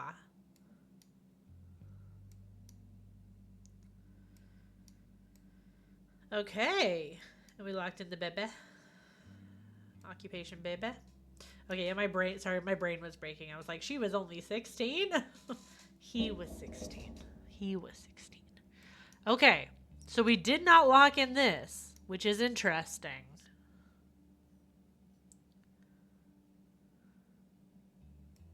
But we locked in this.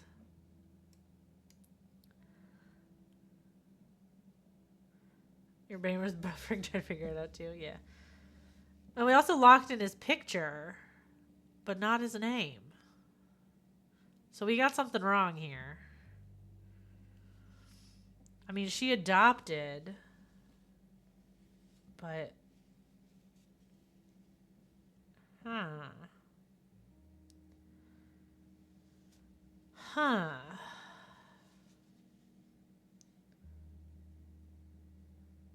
So maybe she was just the way to figure out this.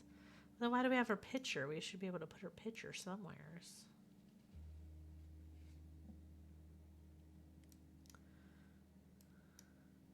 Huh. Let's go back.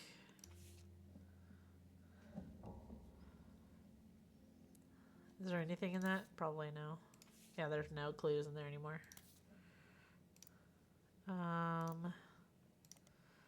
Was there something about...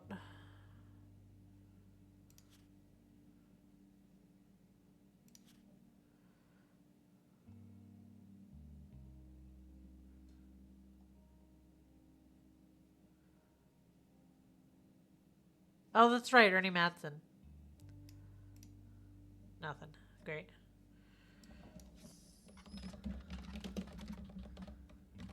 Let's see what this said again. Did it give any other clues?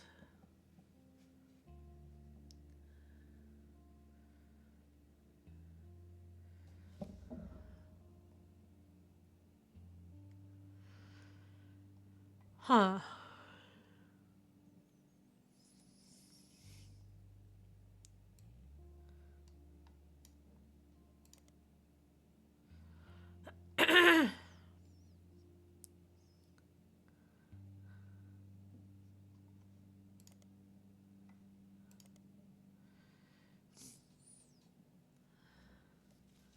Okay, so she was known for her adoptions.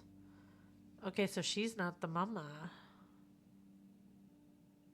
She just adopted him.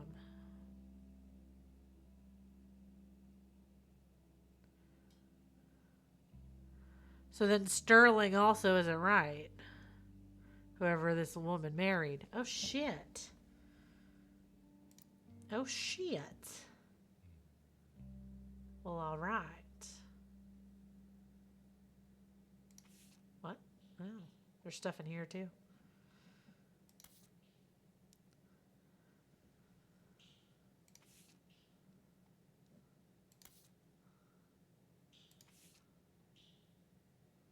Huh. Give us a hint, Rubber Ducky. Tell us where to go next. Spider search, a result for new Edison mentioned something to do with Mary Beth's birth. Her birth name? I need to really... I've tried to skim it sometimes. And I feel like I shouldn't. For new Edison, right? Yeah. I shouldn't skim it. Okay. Before she legally changed her name. Well, when she changed what'd she change her name to? All it says is... So I did read that and I just chose to ignore it.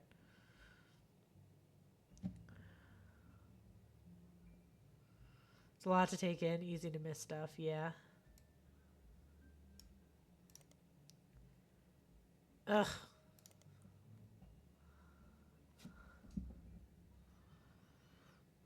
First edition was originally published before she legally changed her name. How are we going to find what she legally changed her name to?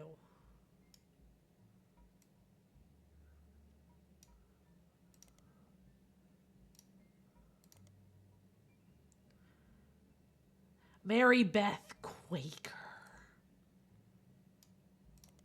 We found you, Mary Beth.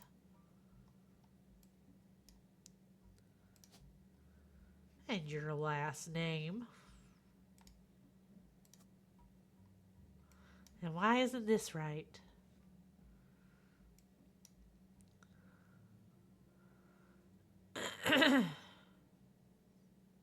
You're a good detective. I just know how to search things.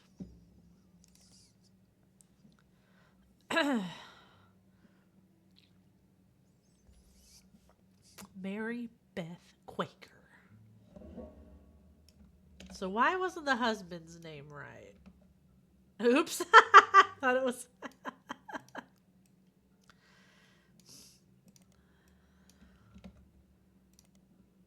Okay, just.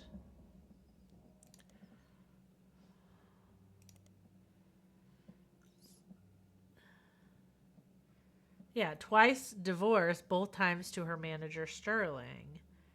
And it was Sterling Edison. No, unless that was also a not a real name.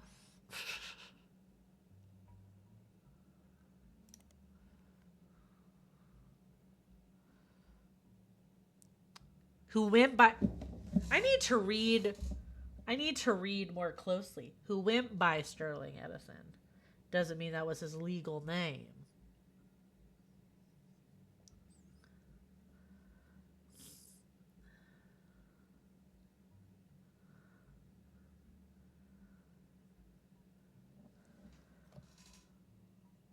What's your real name, Sterling?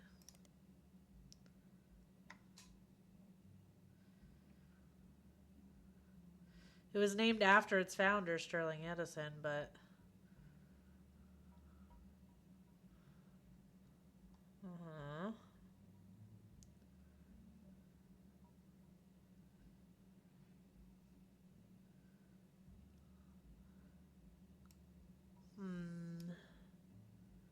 I search periodicals about something. That would be the lawsuit.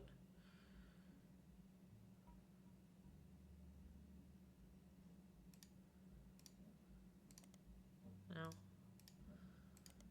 No.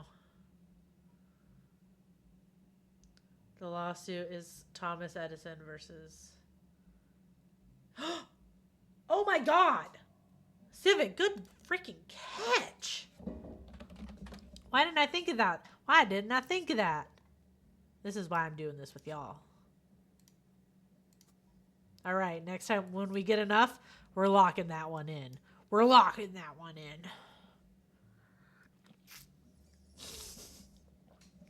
in.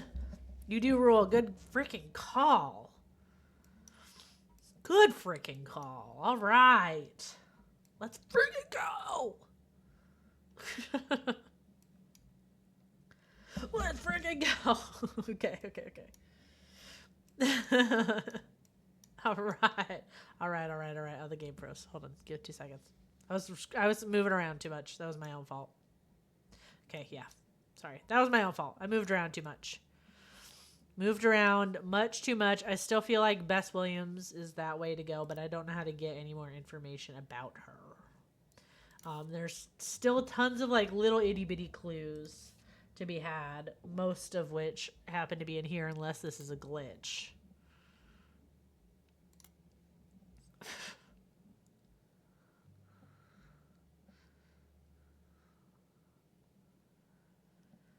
Maybe I need to read it very closely. This was the issue of Pico T magazine that contained an article about Cicely Sanchez. The story concerned an unreleased book she had written about Guy Hudson. Did we get the name of that book? I can't remember. It seems that it used photos of Guy that Sicily did not own the rights to publish. Unfortunately, the magazine was issued a cease and desist by Roottree's lawyers. The magazine was pulled from shelves, and the version you found in your periodical search had the relevant pages removed, rendering this magazine useless, except it's not, unless you want to read about a poetic, potentially demonic fish toy. Did we ever find out the name of that book? Also, what's the lawyers? Is there a name? Like, I know there's like Clanson Trust.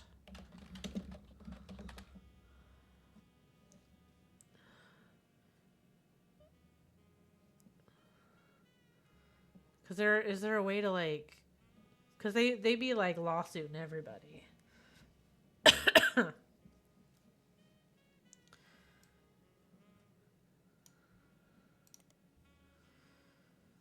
Yep.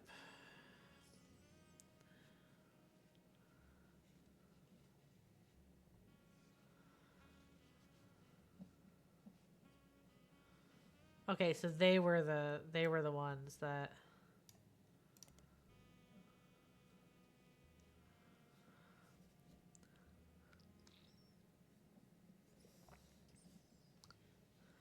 Okay. Ruby Spratt, all right.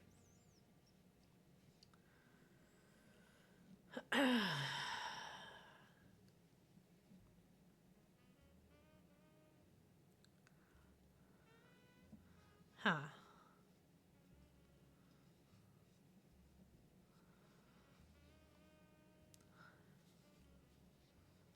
Ha ha ha. Maybe like if I search this in periodicals, maybe? No?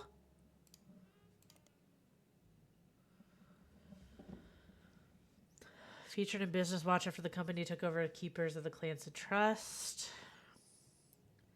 Seems that Ruby actually approached the Roottree sometime in late March after the Roottree Rift, but well before ROOTTREEMANIA. An accomplished but relatively low-profile lawyer, she offered to work for very little money, so long as she could be a public face to build her reputation. The family quickly jumped on this chance, as many family members often attempt to spend as little time as possible to keep their shares of the Clancy Trust as high as possible. After looking over the Clancy Trust more carefully than anyone had in years, Ruby came to the conclusion that Clancy Edward Roottree's implementation was not legally sound, and that there would be constant legal challenges without some modifications. The family decided to put her in charge of the trust, both legally and as a public face to prevent further issues.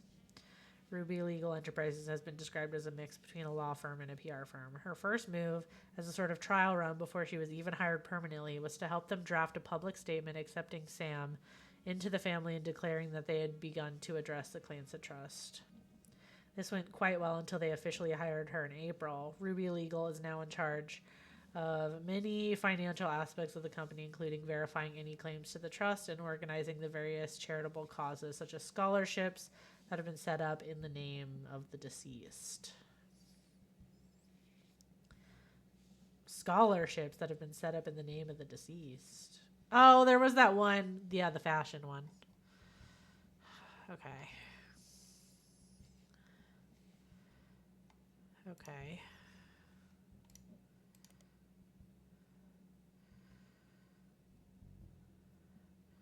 Pulling their issue. Okay, this caused the issue to sell faster. Especially caught the eye of conspiracy theorists to assume that anything we're suing over would have to be okay. An expert legal analyst from News Time states that it was unlikely that Ruby could have had the story pulled if it had gone to court, and Pico T likely got more eyes on it than it would have if the Rootrees just ignored the story. Huh.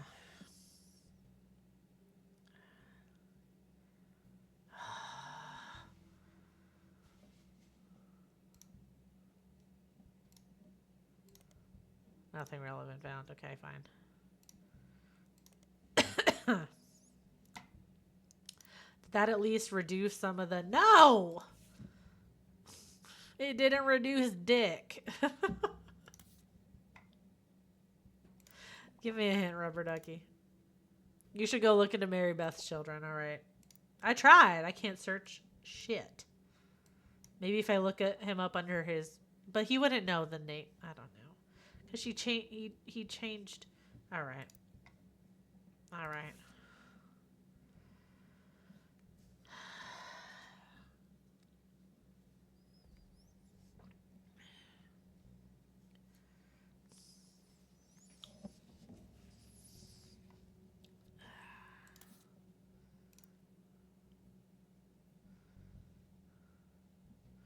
Okay, well, we know we can't search anything about him though.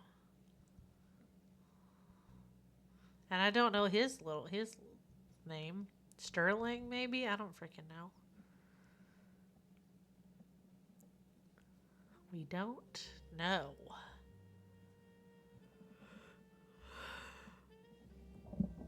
Stuart Quaker.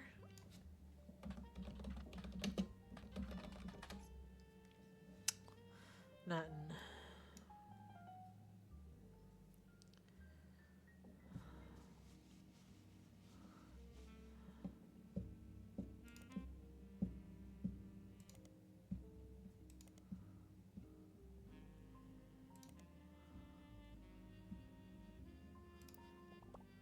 Give me another hint.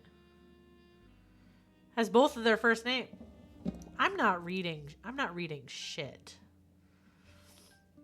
I can tell you that much right now. I am not reading. I've searched a lot of stupid shit this evening. Okay. I'm not reading anything. I'm enjoying a lovely caffeinated beverage. I'm just drinking water. Maybe I should be enjoying a caffeinated beverage. Mark. I'm not reading shit.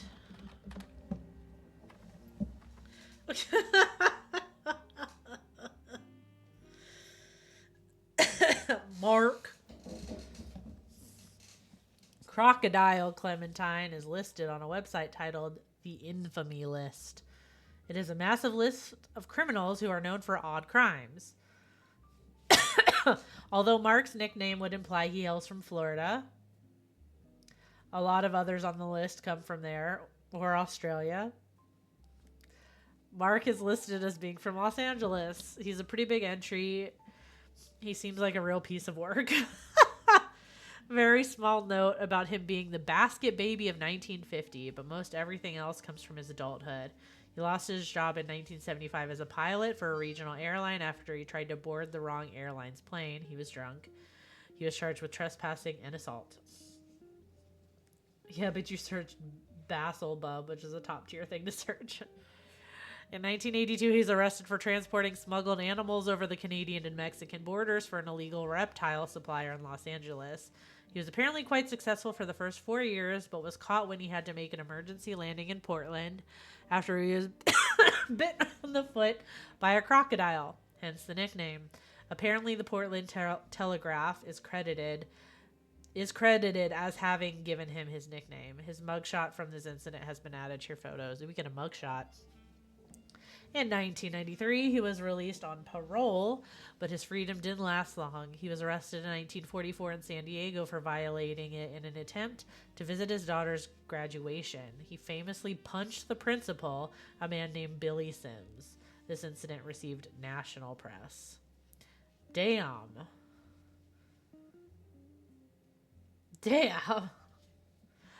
Okay. So we have Mark Crocodile Clementine. Let's take a look at this man. That looks like a Florida man if I had never seen one. Multo, what the fuck? Okay. Oh, Mark. I guess I can upload that one later. Okay, well, we know your name now. Mark Clementine. Oh, my darling. Oh, my darling. What would we call him? Oh, my darling Clementine. He's a criminal.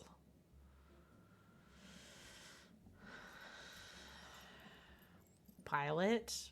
I guess that would be his last, like, actual occupation. Right? Damn, Mark. Yeah. Yeah, that's what I was like, his last actual job, because nothing else on there makes sense. Artist, baby. Yeah. I think probably got to be pilot. We'll just put it in there for now. Well, shit.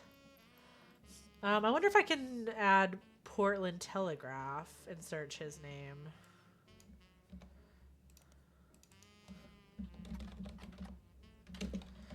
Because I feel like Portland or Oregon came up a couple of times, so maybe. Aha! New periodical added. Oh my darling, oh my darling, oh my darling Clementine, you were bitten by a gator on the toe, now doing time.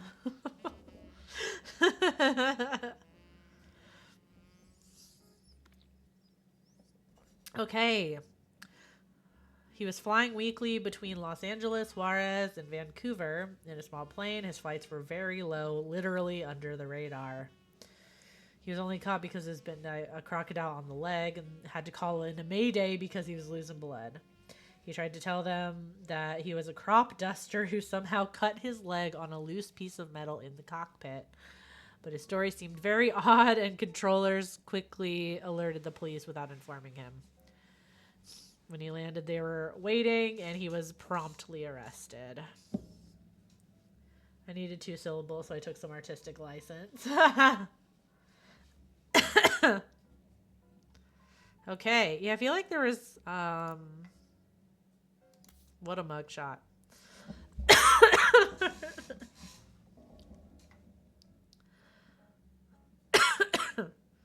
I feel like there was something about, no.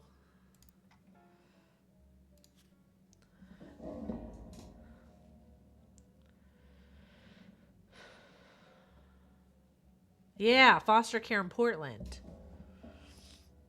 Maybe we could find his dad's name.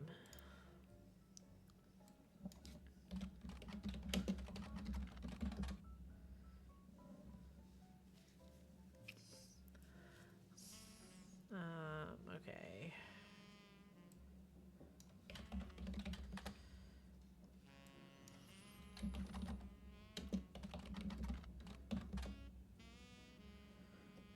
Discovery of her body. Second time, details about the night she disappeared. Oh, okay. I thought maybe we would get like a dad name, but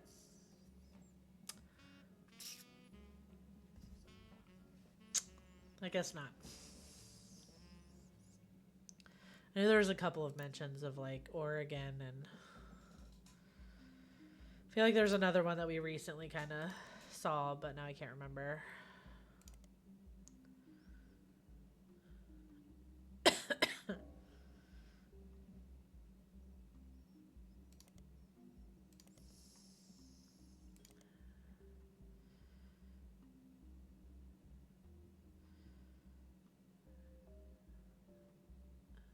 Maybe not.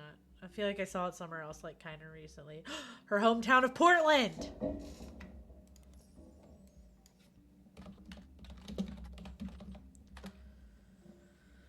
Aha! Ruby Spratt was featured in. Hopefully, this gives me something.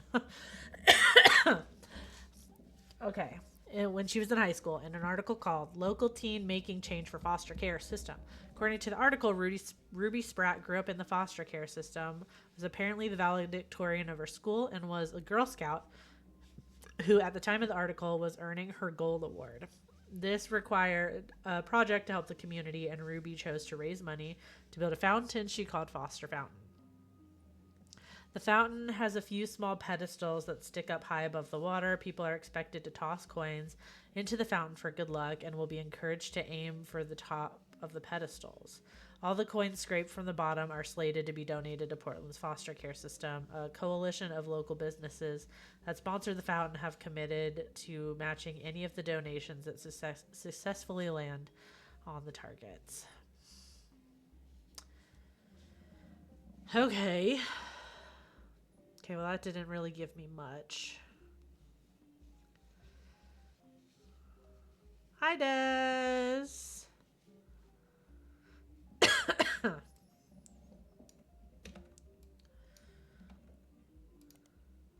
Okay, it was the same thing.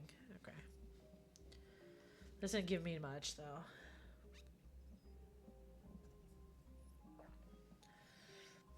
But maybe...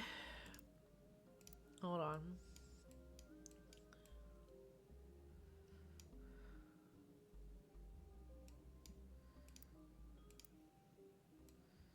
Just... No, okay. Alright, Duck. Hit me with something else. A possible affair with an Elizabeth.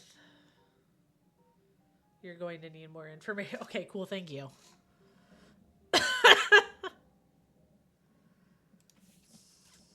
Okay, so maybe I was wrong about Bess. Unless, is Bess short for Elizabeth?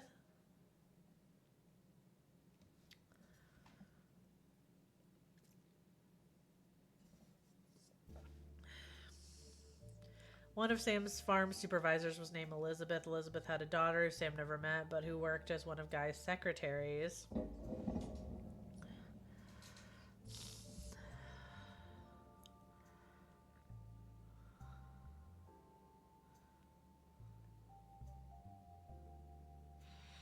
Also cheated. Okay. Because there's...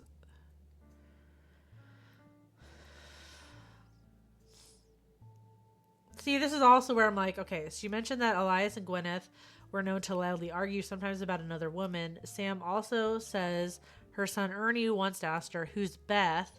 Because he overheard them yelling about someone with that name. They could have been saying Bess, and maybe he misheard it as Bess. Or as Beth. As far as Sam knows, Elias once had a secretary named Elizabeth, a different Elizabeth than the supervisor from the farm.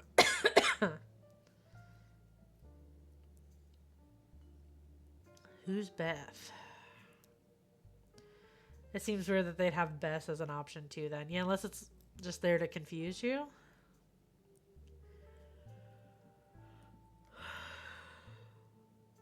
Elias once had a secretary named Elizabeth. That wouldn't be in the records.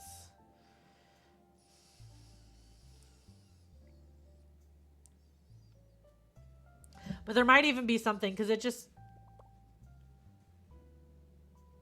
a possible an affair with an Elizabeth. So I don't know. There's also the other one. This other Elizabeth had a daughter who Sam never met, but who worked as one of Guy's secretaries. Caterer from a local restaurant named Antonelli's met her daughter at one of Guy's parties, and they eloped quickly due to a pregnancy. Okay, so was one of Guy's secretaries and then maybe changed their name? That's the daughter note. True. Maybe if we search... Hold on.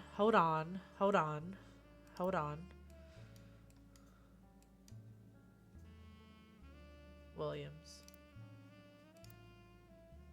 There's a shot in the dark.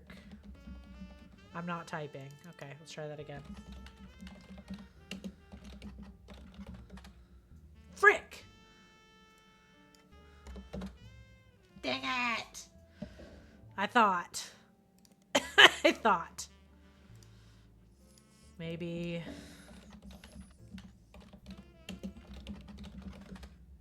No. Okay.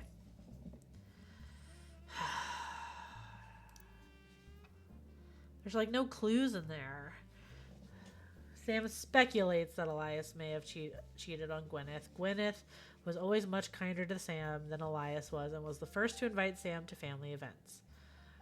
While she has no hard evidence, Sam always got the impression that Gwyneth was able to coerce Elias into allowing Sam back into the family using some kind of leverage, instead of it being a natural course of events. She mentioned that Elias and Gwyneth were known to loudly argue, sometimes about another woman. Sam also says her son Ernie once asked her who's Beth because he overheard them yelling about someone with that name. As far as Sam knows, Elias once had a secretary named Elizabeth, a different Elizabeth than the supervisor from the farm, but he never met her. So how would we go about finding... How would we go about finding a last name that we could search?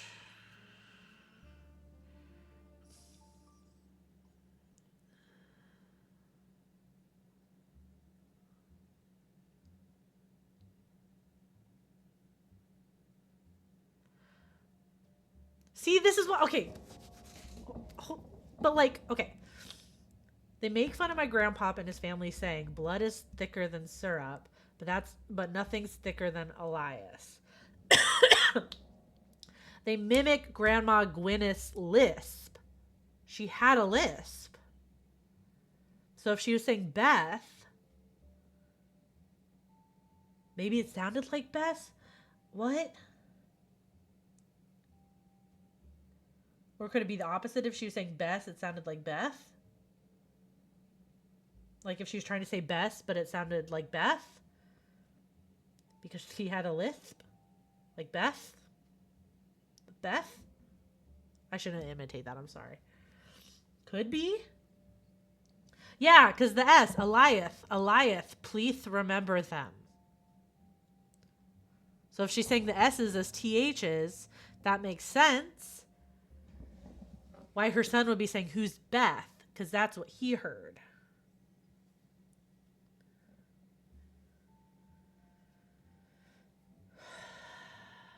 Please remember Sam. That's what she was saying. Beth. It's Bess. Bess was the... I knew it!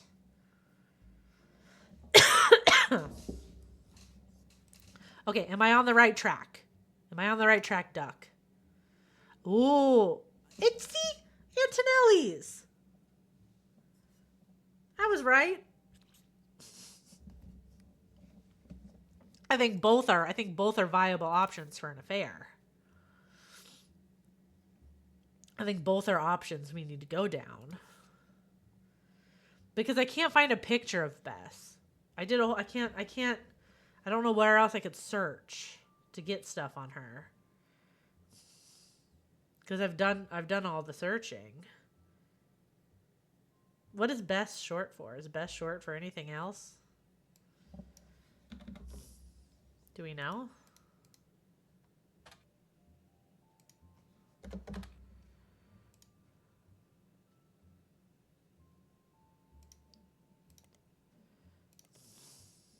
Because I searched her already.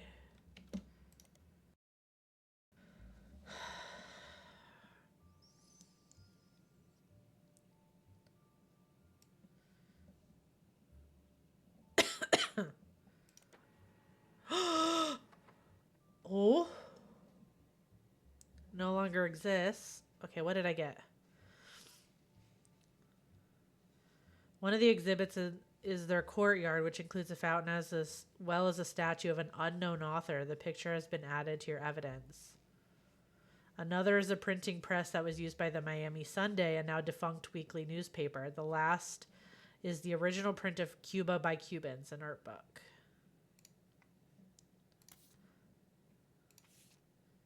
It's Bess. That's got to be Bess. It's got to be Bess.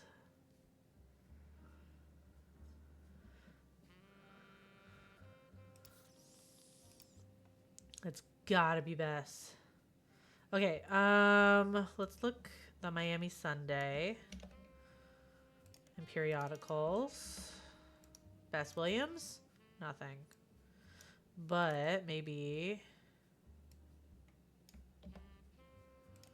I don't know.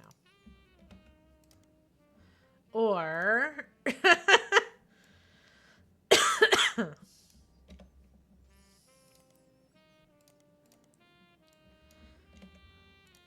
No. Okay.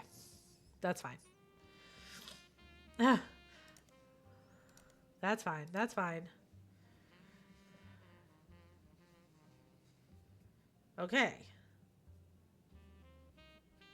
I think we found Bess.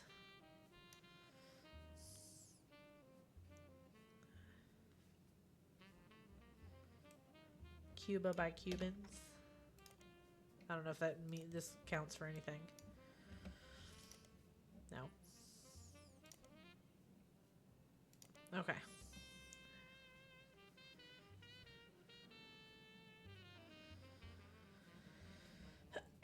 Okay. We got her. We got her. That seems so weird to put in a thing there, but okay, now let's go down the other rabbit hole. We got Antonelli's. Oh. More local resource. Okay, I got it. I got it. All right. Let's see. Antonelli's is an Italian restaurant. Okay, so most recent mention is when it was closed in 1992. The owner, Rochelle Zimmer, sold the land the building was on. And at the time of the article, she was unsure if the restaurant would move to a new location or if she would retire. Many years before that, there's a puff piece from Valentine's Day 1978 that asked recently married residents of Butler County how they met. Christine Garland. Christine Garland. Christine Garland. Christine Garland. Christine Garland. Sorry. I say it a bajillion times. Christine Garland. I saw that name. I saw that name. I saw that name. Christine Farrow is no longer listed amongst the secretaries, but a Christine Garland is. Her husband, Steve. Steve used to work extra hours just to be there during her deliveries. Although they grew apart when the restaurant switched suppliers, they reconnected by chance and eloped at the end of last year.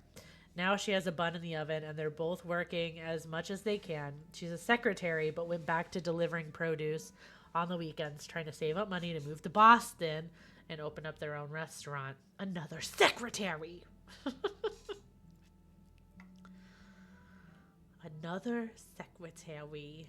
Okay, so we think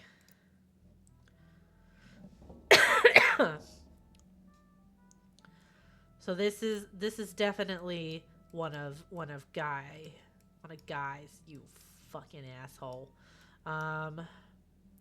Okay, but when? We just know if, I guess we might need to do a deeper search. I think we searched. Did we search her name or no? Maybe we didn't. No. But let's maybe Steve Garland. No.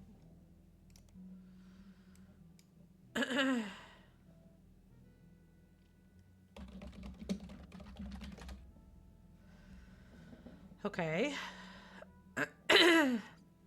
Cooking classes, gourmet for the groovy. The blurb mentions he's been giving lessons from his home kitchen for the last month so he can keep an eye on his son. The third was from 1991 and is titled Local Author Sued by Former Butler County Resident. It seems that a local author by the name of Mark Zimmer was sued by Garland after Garland saw Zimmer promoting his book Kitchen Tales on television. His recipe book was partially plagiarized from the recipes that Steve Garland would give his students during his cooking lessons before he moved. The article mentions that although recipes are hard to copyright, Garland accompanied each recipe with a short fiction about how he learned it. These usually doubled as a way to remember certain ingredients. Garland's bean salad, for example, involved making a trade with a gnome for some magic beans. Apparently, these stories were found word for word in Zimmer's cookbook, in addition to additional stories that follow the same format. Interesting. Okay, so we just know of one kid, so maybe just... Oh, no. But there would be a marriage, so it's got to be here. Right? Or maybe here. Well, it's 78. So it's got to be kind of earlier. Dough. Okay. Oops. Oh, no, no, no, no, no, no, no, no. Sorry, sorry, sorry. Go back. Okay. Kitchen Tales by Mark Zimmer. Can I look that up?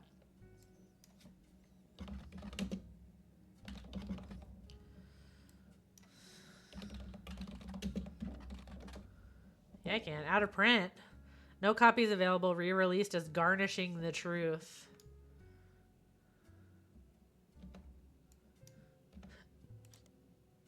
Oh, nothing relevant. Okay, fine.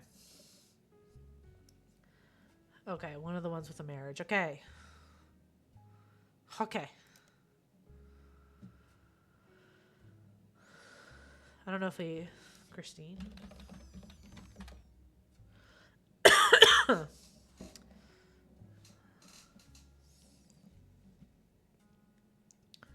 Alright, but that's a nothing. And we got nothing on her here. Okay. Rochelle Zimmer was the owner of the restaurant? And then Mark Zimmer? Interesting. Interesting. Very interesting. And her husband, Mark Zimmer. Interesting. Bookmarks. A bookstore. That's fun. Interesting. So Steve Garland worked for Rochelle, and then her husband ended up plagiarizing his recipes. Interesting.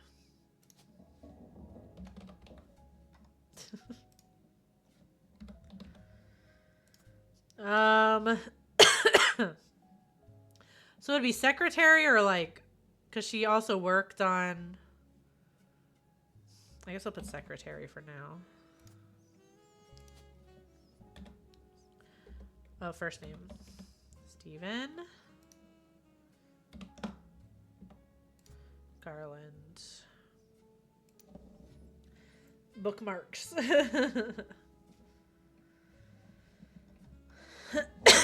Excuse me.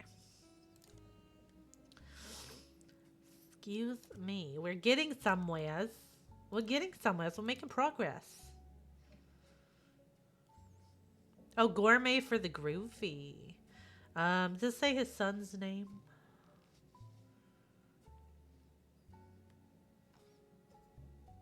No, it doesn't say. Gourmet for the groovy. Let's search it. No.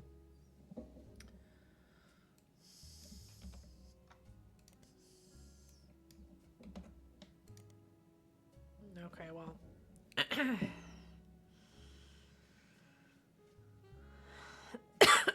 Okay. Let's get another hint.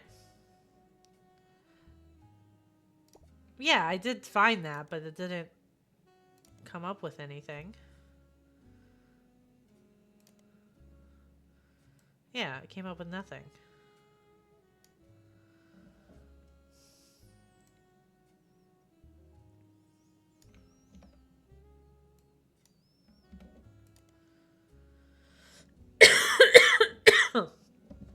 Could the author publish under a different name than the one you searched for?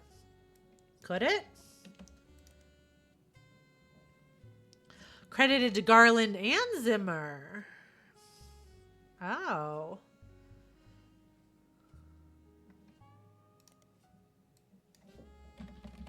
Do I have to put both of their names?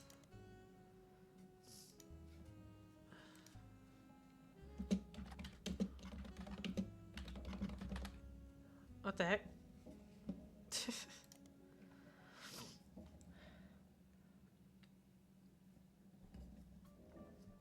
Maybe I gotta search it like this.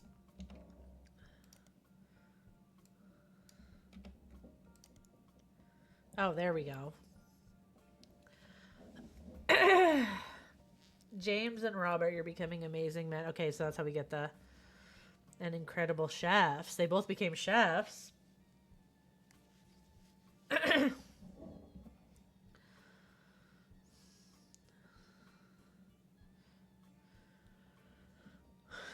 Okay, so we got sons' names, James and Roberts. Steve instead of Steven, yeah. It was the Garland and Zimmer, I guess. James, Garland. Oh, what was the other one? I immediately forgot. Robert. Roberts. Garland's, and it says chef, so I'm gonna say chef. Chef. Okay. 4 more films. Wow.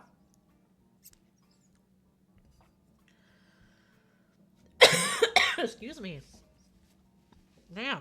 It's a little bit past time for me to take my allergy medicine so my nose doesn't get stuffed and I stop coughing.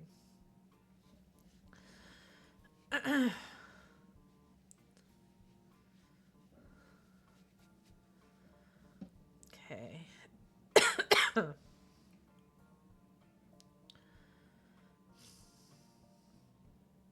Okay, well that gave us the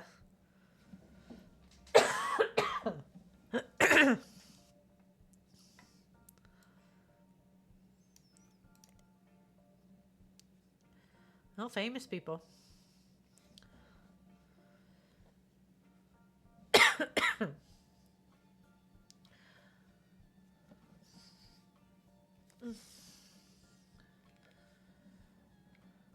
Okay, this doesn't really give us much anything.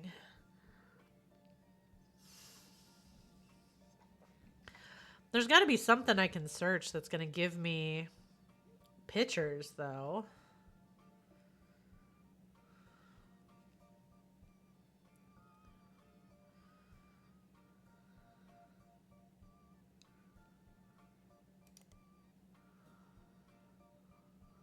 Because so far, it's nothing has given me the... Because I clearly can add pictures at some point, but nothing's given me...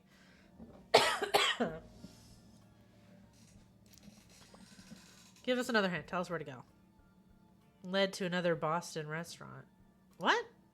I'm not reading anything.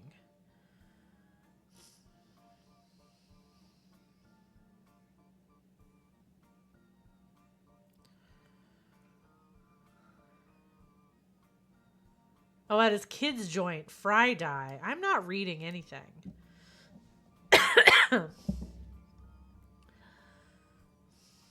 Just a front door and a very small interior with a window.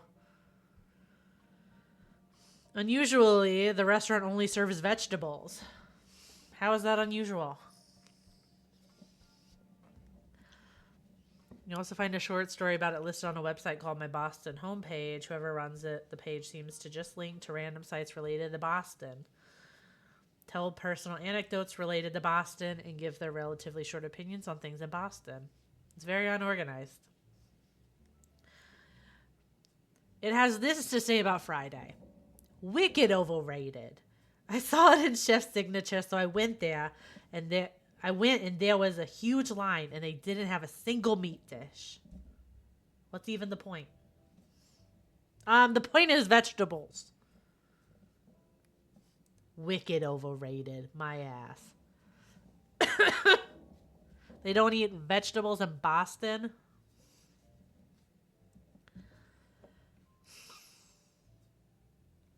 Oh, Vicky, no.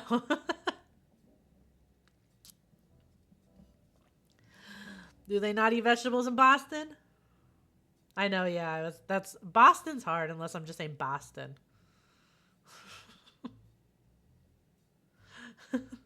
Whatever, close enough.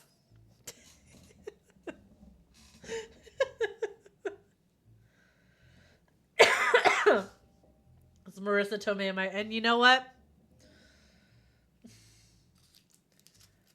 And you know what? That's because I've seen that movie way too many times.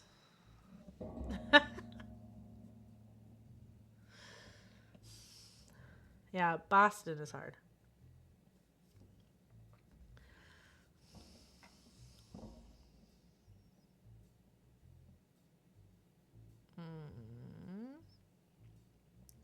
Okay. I mean, is there somewhere? I mean, I don't have any like Boston periodicals to search.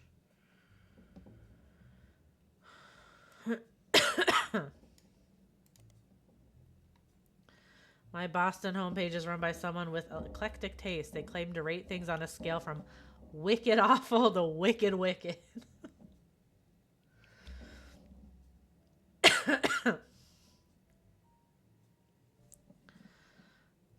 I love wicked wicked.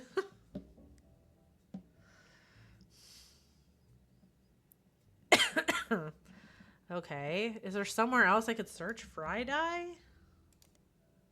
It's not going to show up in Butler County, I don't think. Yeah. Business Watch? No.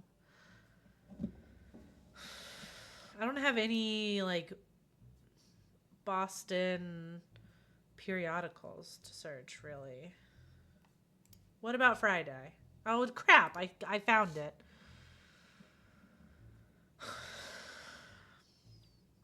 I saw it in Chef's signature. Vicky, read it. Read it.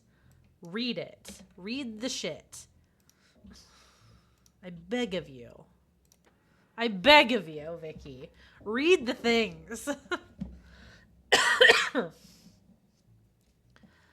Ooh, a samosa cone.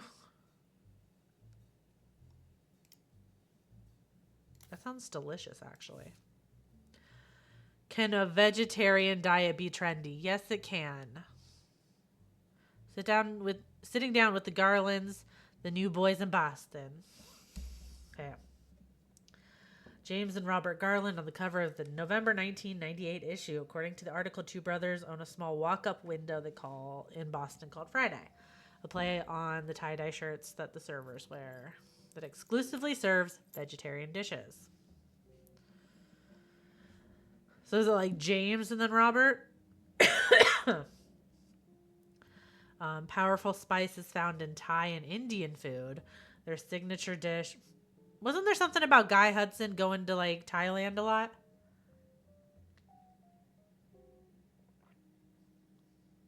Right?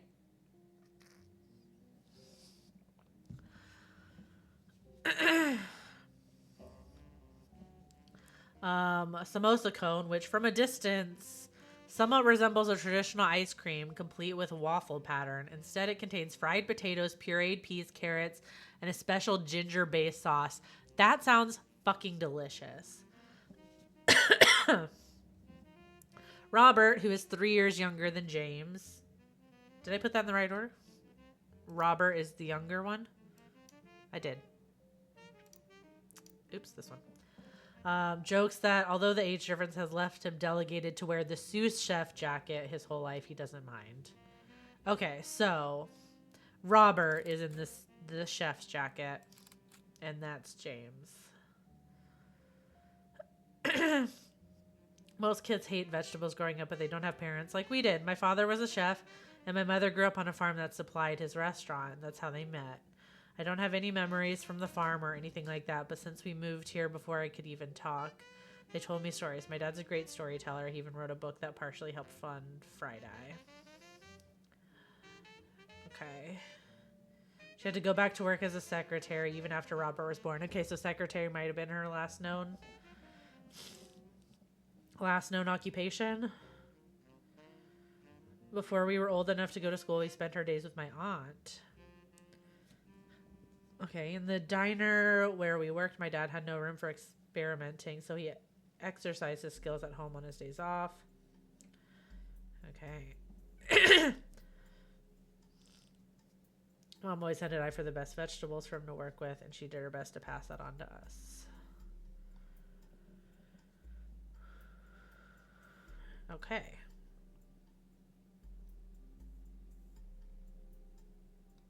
All right, well, let's go add the pictures. Okay, so Robert is in the sous chef. Didn't even let me lock in the other one.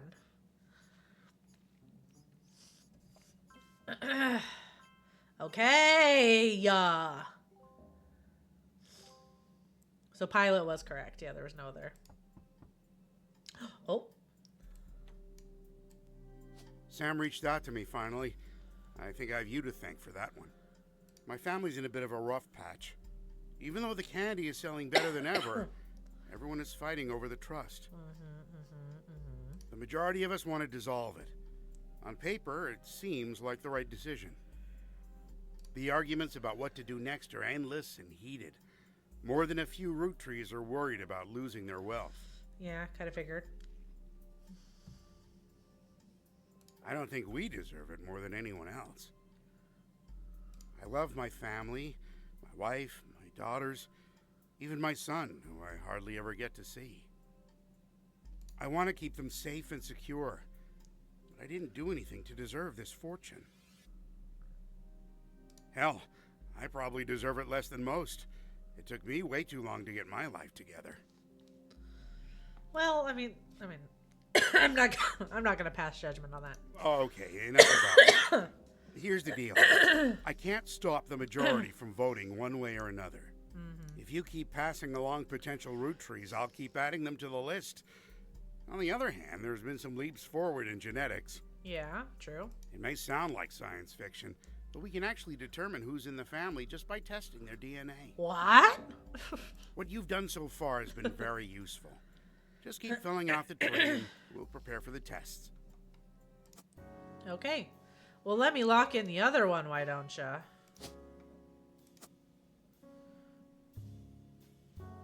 Oh, cool. And then we can add his mugshot.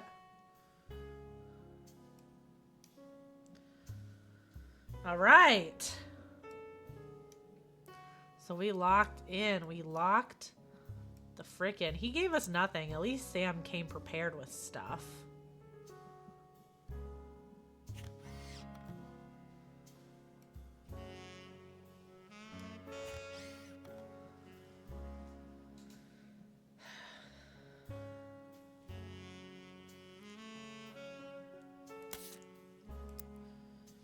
Like, she came in with clues. Yeah, we still need a picture. Otherwise, we're never gonna lock her in. Plot twist, the rest of the game is just Ancestry.com results after one of them does a DNA test. It would certainly save a lot of time. Okay, let's take a look at our clues again. What do we got? Still, I wish I could ask the ducky for a specific hint, because I would ask for this. Why is it still an 8? Unless this is a glitch. I want one of the samosa cones. So do I. I want to know what that ginger sauce is.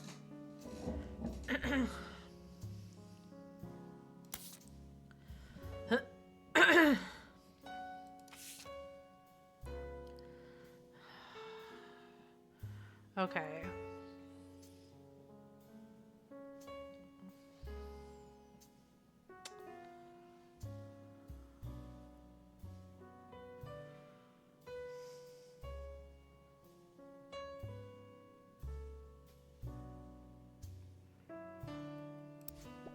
Okay, tell us where to go. Oh, the conspiracies! I forgot about the whole conspiracy thing.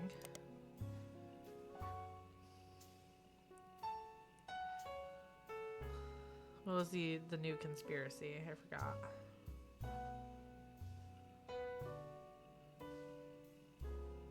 Where the hell is he?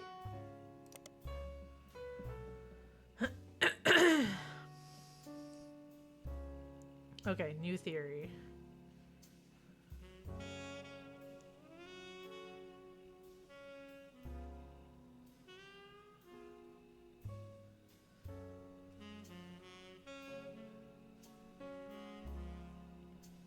The guy's not dead theory.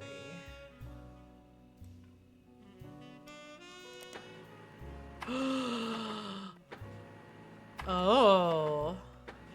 Oh my god.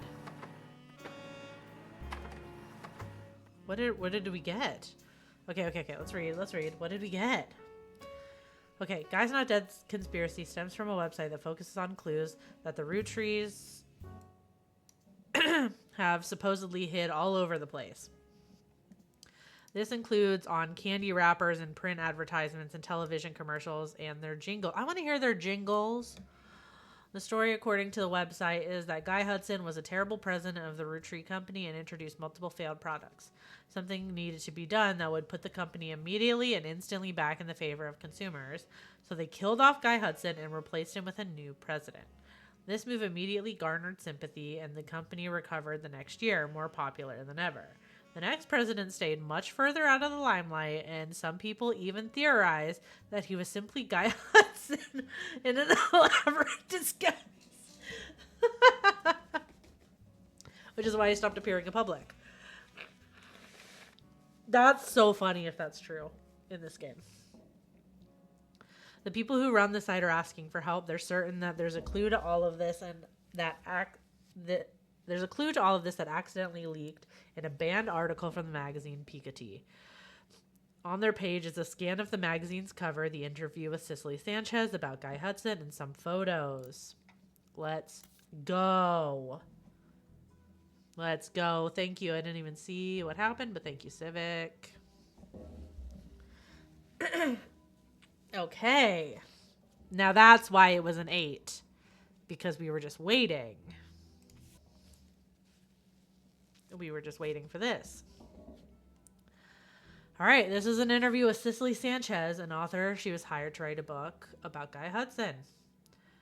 You claim to have been paid a significant amount to write a book about one of the root trees, Guy Hudson. He was the president for a short period at the end of 1970s, right?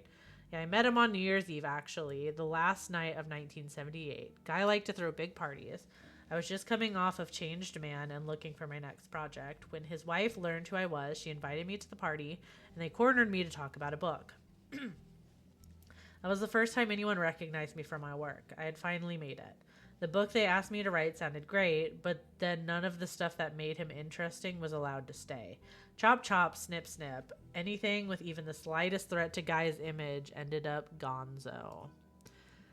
What was the stuff that made him interesting? At his core, Guy was not complicated. In fact, I think I could boil him down to 2 traits. First, he wanted to be seen as the second coming of the great Elias Roottree. And second, he'd never be satisfied living the life needed to be seen that way. He had his fortune and good looks, and he really liked to exploit that to pick up women. But he couldn't let anyone else know, so it cost him a lot to cover it up. That was the only interesting aspect of Guy. He was James Bond trying to convince people he was Mr. Rogers, I guess. Mr. Rogers, really? Maybe that's not the best metaphor, but Elias Roottree was boring as hell and all about family. Guy did everything he could to be seen that way. After I submitted my first draft, he sent me this garbage book, The Roottree Legacy, with Elias on the cover. The last time he and I met, he had even switched out his orange suits for the same green ones as Elias wore. Ah. And remember fancy flavors? Guy knew that part of Elias's legacy was the 5-piece flavors, so that's what Guy tried to do. Caviar was a disaster here, but it was actually somewhat popular in Brazil for whatever reason. In Christmas 1979, he went to Brazil to open up Roottree Brazil factory. Guy was always hopping around the world trying to recreate that success. So how come the book never came out? It's complicated. I had an out in my contract. Surprisingly, Guy signed the contract my lawyers wrote without running it by anybody in his legal department. I could pull my name off the book at any time, but Guy still got the content. After I left, it probably got a lot harder to convince any real publisher to give it their time. He was president, right? Do you know why he never released it himself? If I had to guess, his family very wisely put a stop to it. Mid-1981, months after I had already moved on, he called me back and showed me a final draft. Do you know how expensive it is to publish one copy of a book? It had my name on it in big, shiny, embossed letters. Like all problems in his life, throwing money at me was his attempt to win me back. But it had half the page count and the narrative was torn to bits. No thanks. The dinner was good, imported steak that likely cost as much as a month of my mortgage, and we all got pretty drunk. He sent his mistress, Susan,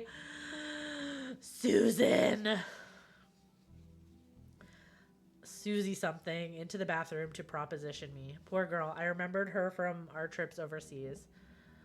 She was too good for him. Anyways, he died soon after, and that was the last it ever came up. What can you tell us about the family? Any insight into the scandals from the recent book by Sam Madsen? I actually haven't read it. I just skimmed the sections on Guide to see why people were suddenly calling me up to ask about the man. I'd say she did well for what she had to work with. She only had rumors, whereas I spent time tailing him. Sometimes he knew, sometimes he didn't. He invited me to join them when dealing with Roottree Brazil, but I actually had people on him when he went to Australia, France, and China, too. When he met with someone, I'd figure out who they were and how they were involved. Doubly so if the meeting happened when he didn't want me to be around.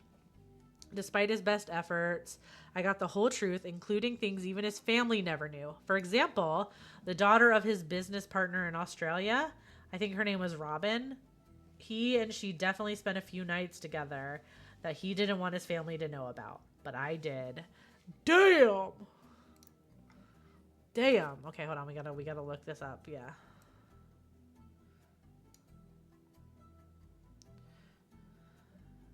Highlight that. I feel like we gotta look this up too. And we know Susie. Okay.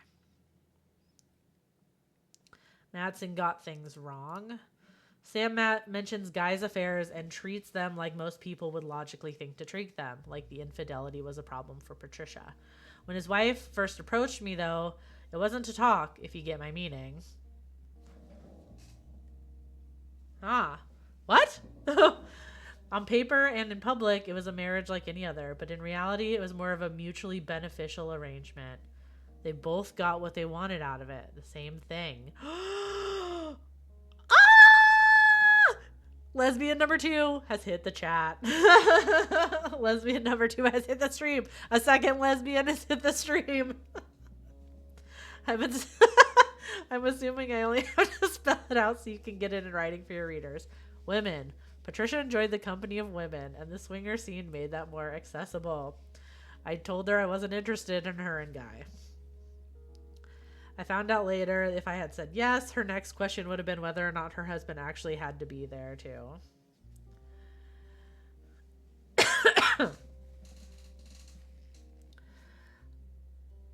Guy, on the other hand, was seen in a traditional marriage. And no, it was Patricia. Patricia was seen in a traditional marriage and at the same time could bed any women that found him charming. I can assure you that was exactly the type of marriage he was interested in. Whoa. Patricia. Patricia.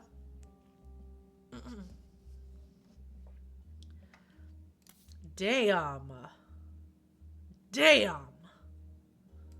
Okay, what is this? So this is Cicely Sanchez in Piketty. Does not label its individual photos. Okay, well that's obviously Guy. We know him. And we don't know who that is. But we'll take a picture of him.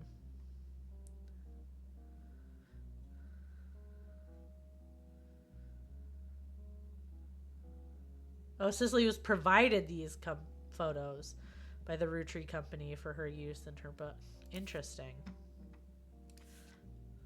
Okay, well, we know who that is, and we know who that is.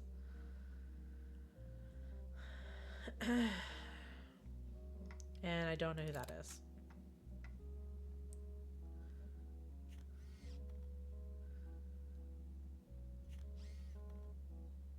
Is there a clue here? Other than the drinks? Probably no.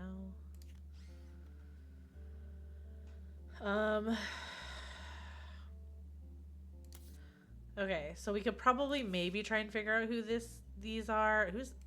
Ooh. Okay, so there's somebody there also. Okay, so probably from a Christmas party, but we don't know for sure.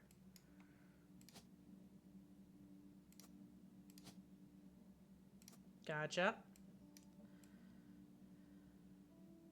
There we go. I I can add on your other picture there. Patricia.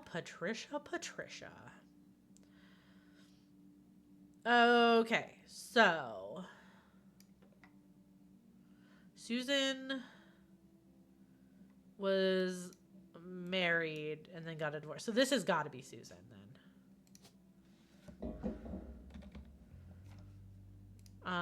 But it would be her maiden name, so Ford. And oh no, what was the guy's name? Thomas Hughes, right? Oh, and she was a teacher?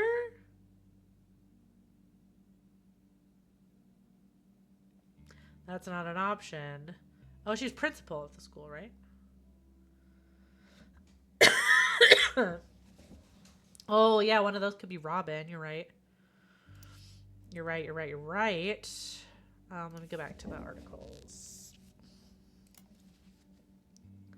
Where's the mention Robin?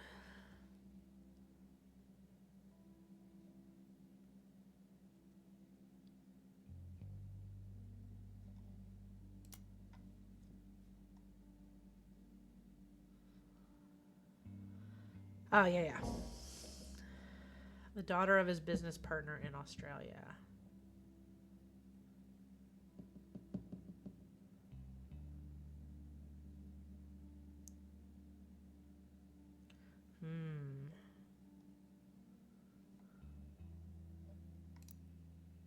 Oops.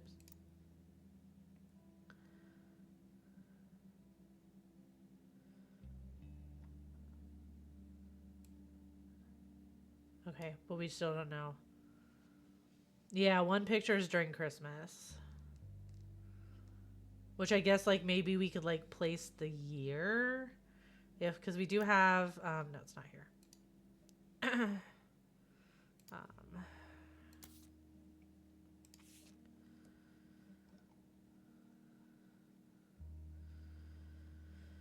Christmas Tree Bash, 1981. Oh, he did it every year, though. But he was only in charge for so long. 1980. So he did it 2 years.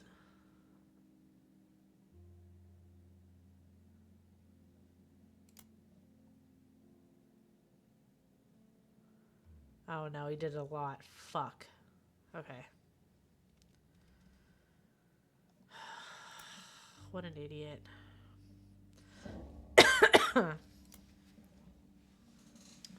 Huh. But he went to Australia after. So maybe it's like the second one or something. Because at that point he had traveled to Australia.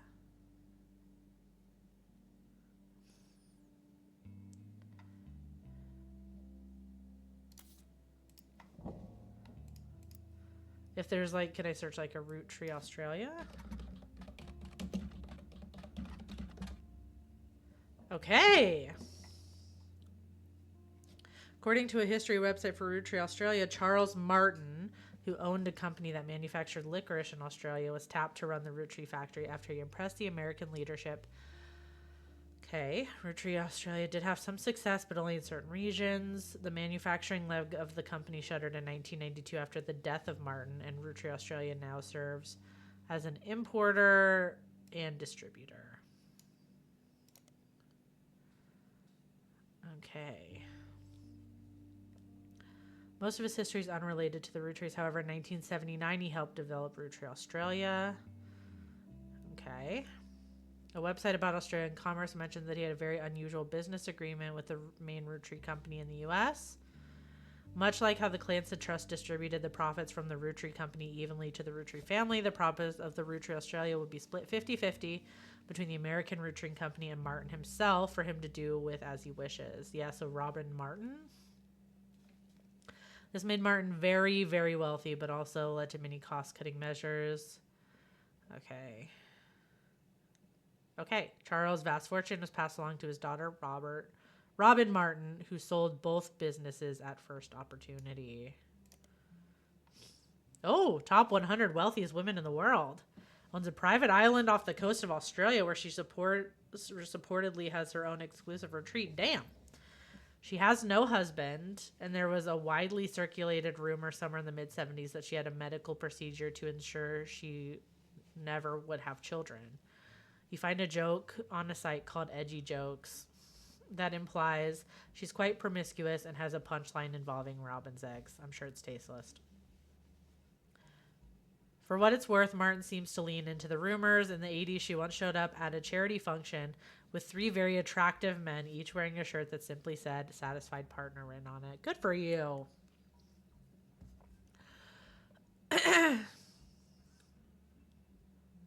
Okay, so I don't think... Okay, so this could be Robin then, because she never married.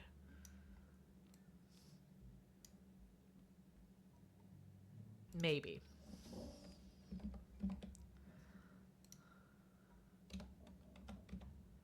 What would her occupation be? Just rich lady?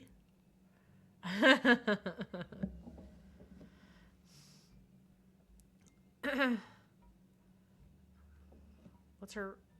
She has an exclusive retreat. CEO? I don't really think that. Heiress? Yeah. No.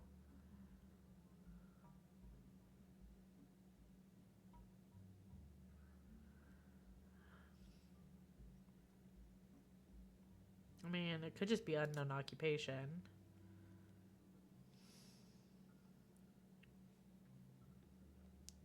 Okay, so what's her... Hold on. What's her timeline of stuff?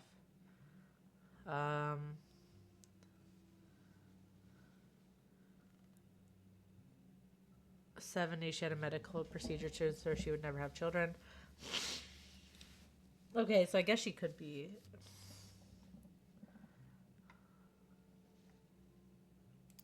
So I guess maybe this could be her.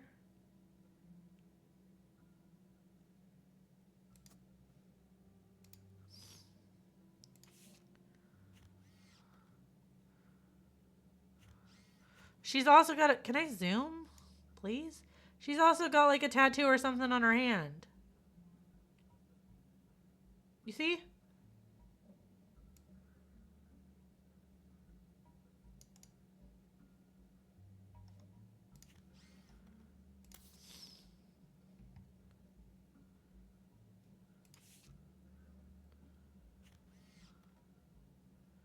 It's like slightly different placement, but...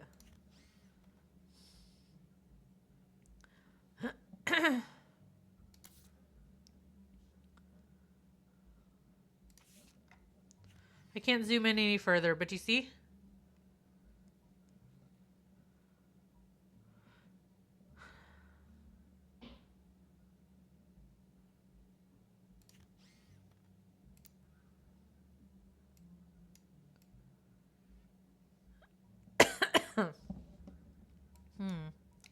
I don't know if that's her. If we're to believe that maybe it's the same woman.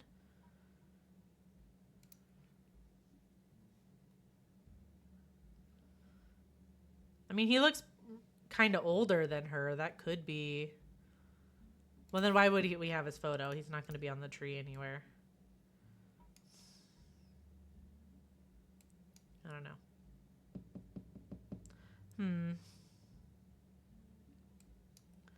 Could this be her? I don't know. We'll put it in. Maybe it'll lock in.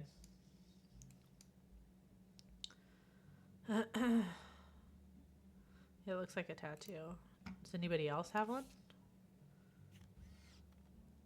I don't see one on her.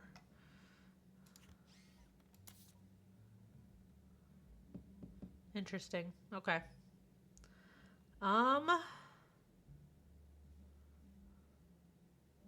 And we got a lot from that, though. Oh, I guess we could look up Retreat Brazil real quick.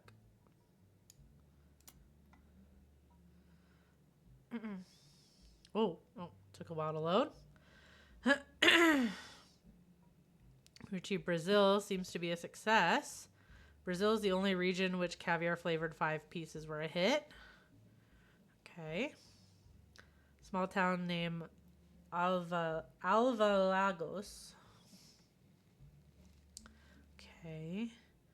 Newly elected politician named Edson Soares. Planning a new factory. Factory was controversial. The locals did not want it there. The Rootrees visited Brazil around Christmas and managed to break ground on the project. Okay. Factory was originally built and run by a small company called I can't say that. New Brazil Candy Corporation. The Rootrees now run Rootree Brazil entirely. Huh. Okay.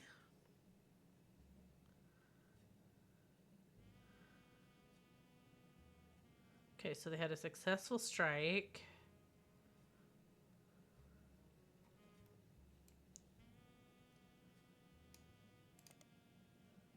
Just kidding. Maybe I gotta search the original name.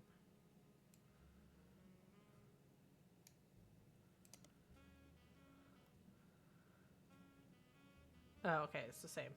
Same thing. Okay. The Rootrees now run it entirely. Okay, it didn't say like anybody who is running it. Oh, the Rootrees visited Brazil around Christmas and managed to break ground on the project. Maybe that's what that picture is from.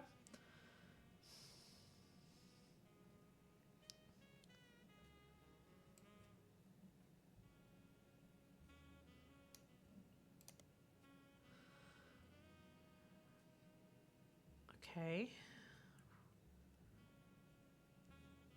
Edson is a former mayor for politics. He was a manager at an automotive manufacturing company.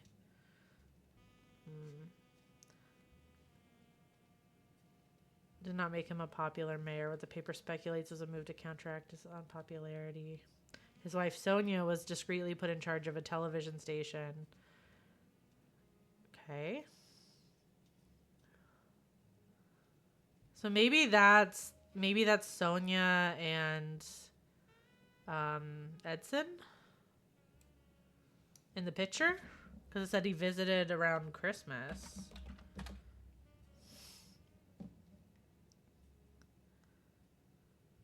Oh.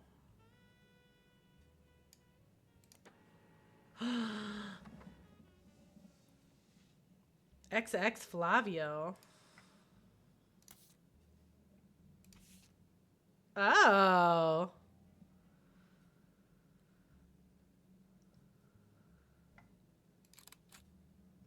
Interesting. Young Brazilian newscaster with a bit of a cult following. There's a website about something called fan fiction. That's a small section dedicated to him. Yeah, maybe that's him and Sonia. Yeah. Seems that women and some men of a wide variety of ages and writing skill tend to find him worthy of inclusion in their stories. You skim some of the tales there and learn that a common thread is that he's currently dating a supermodel named Ashley York. Many stories either seem to ignore her existence or get her out of the picture rather quickly.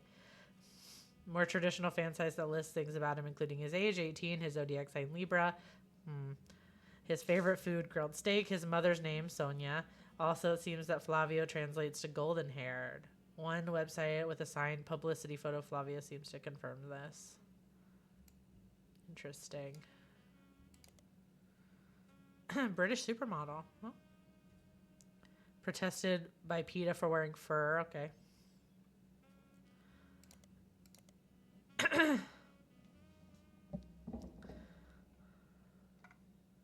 Okay, so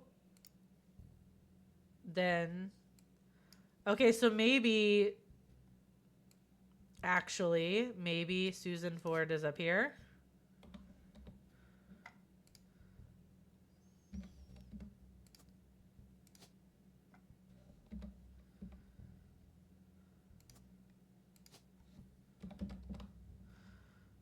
And was the final affair? And then maybe this is Flavio.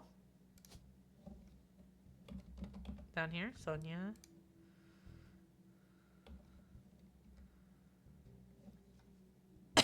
Oh, but what's her maiden name? Wait, go back.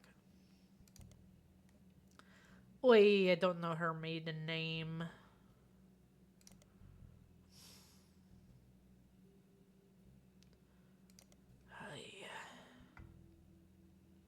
Okay. What does it say? His wife, Sonia.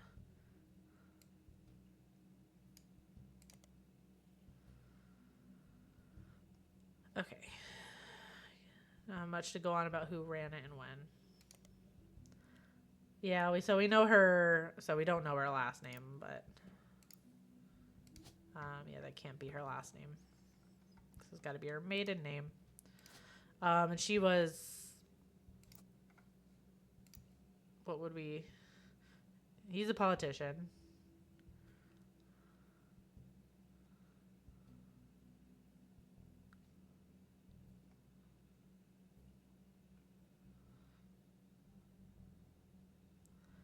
Okay, in charge of a television, so I guess that's her most recently known occupation. Not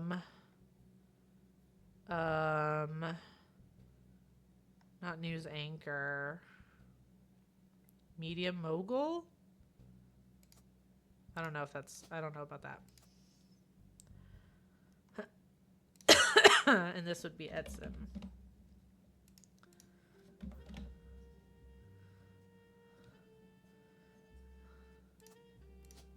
Who would be that? And this, where is he? There.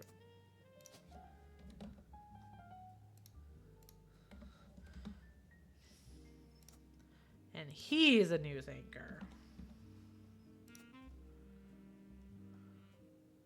Okay.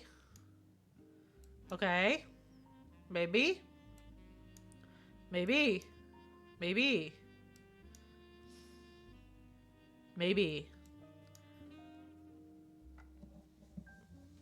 We clearly haven't confirmed 4, so we might have to wait, but it has been 3 hours, so we might call this. But I think that was some damn good. We found a lot.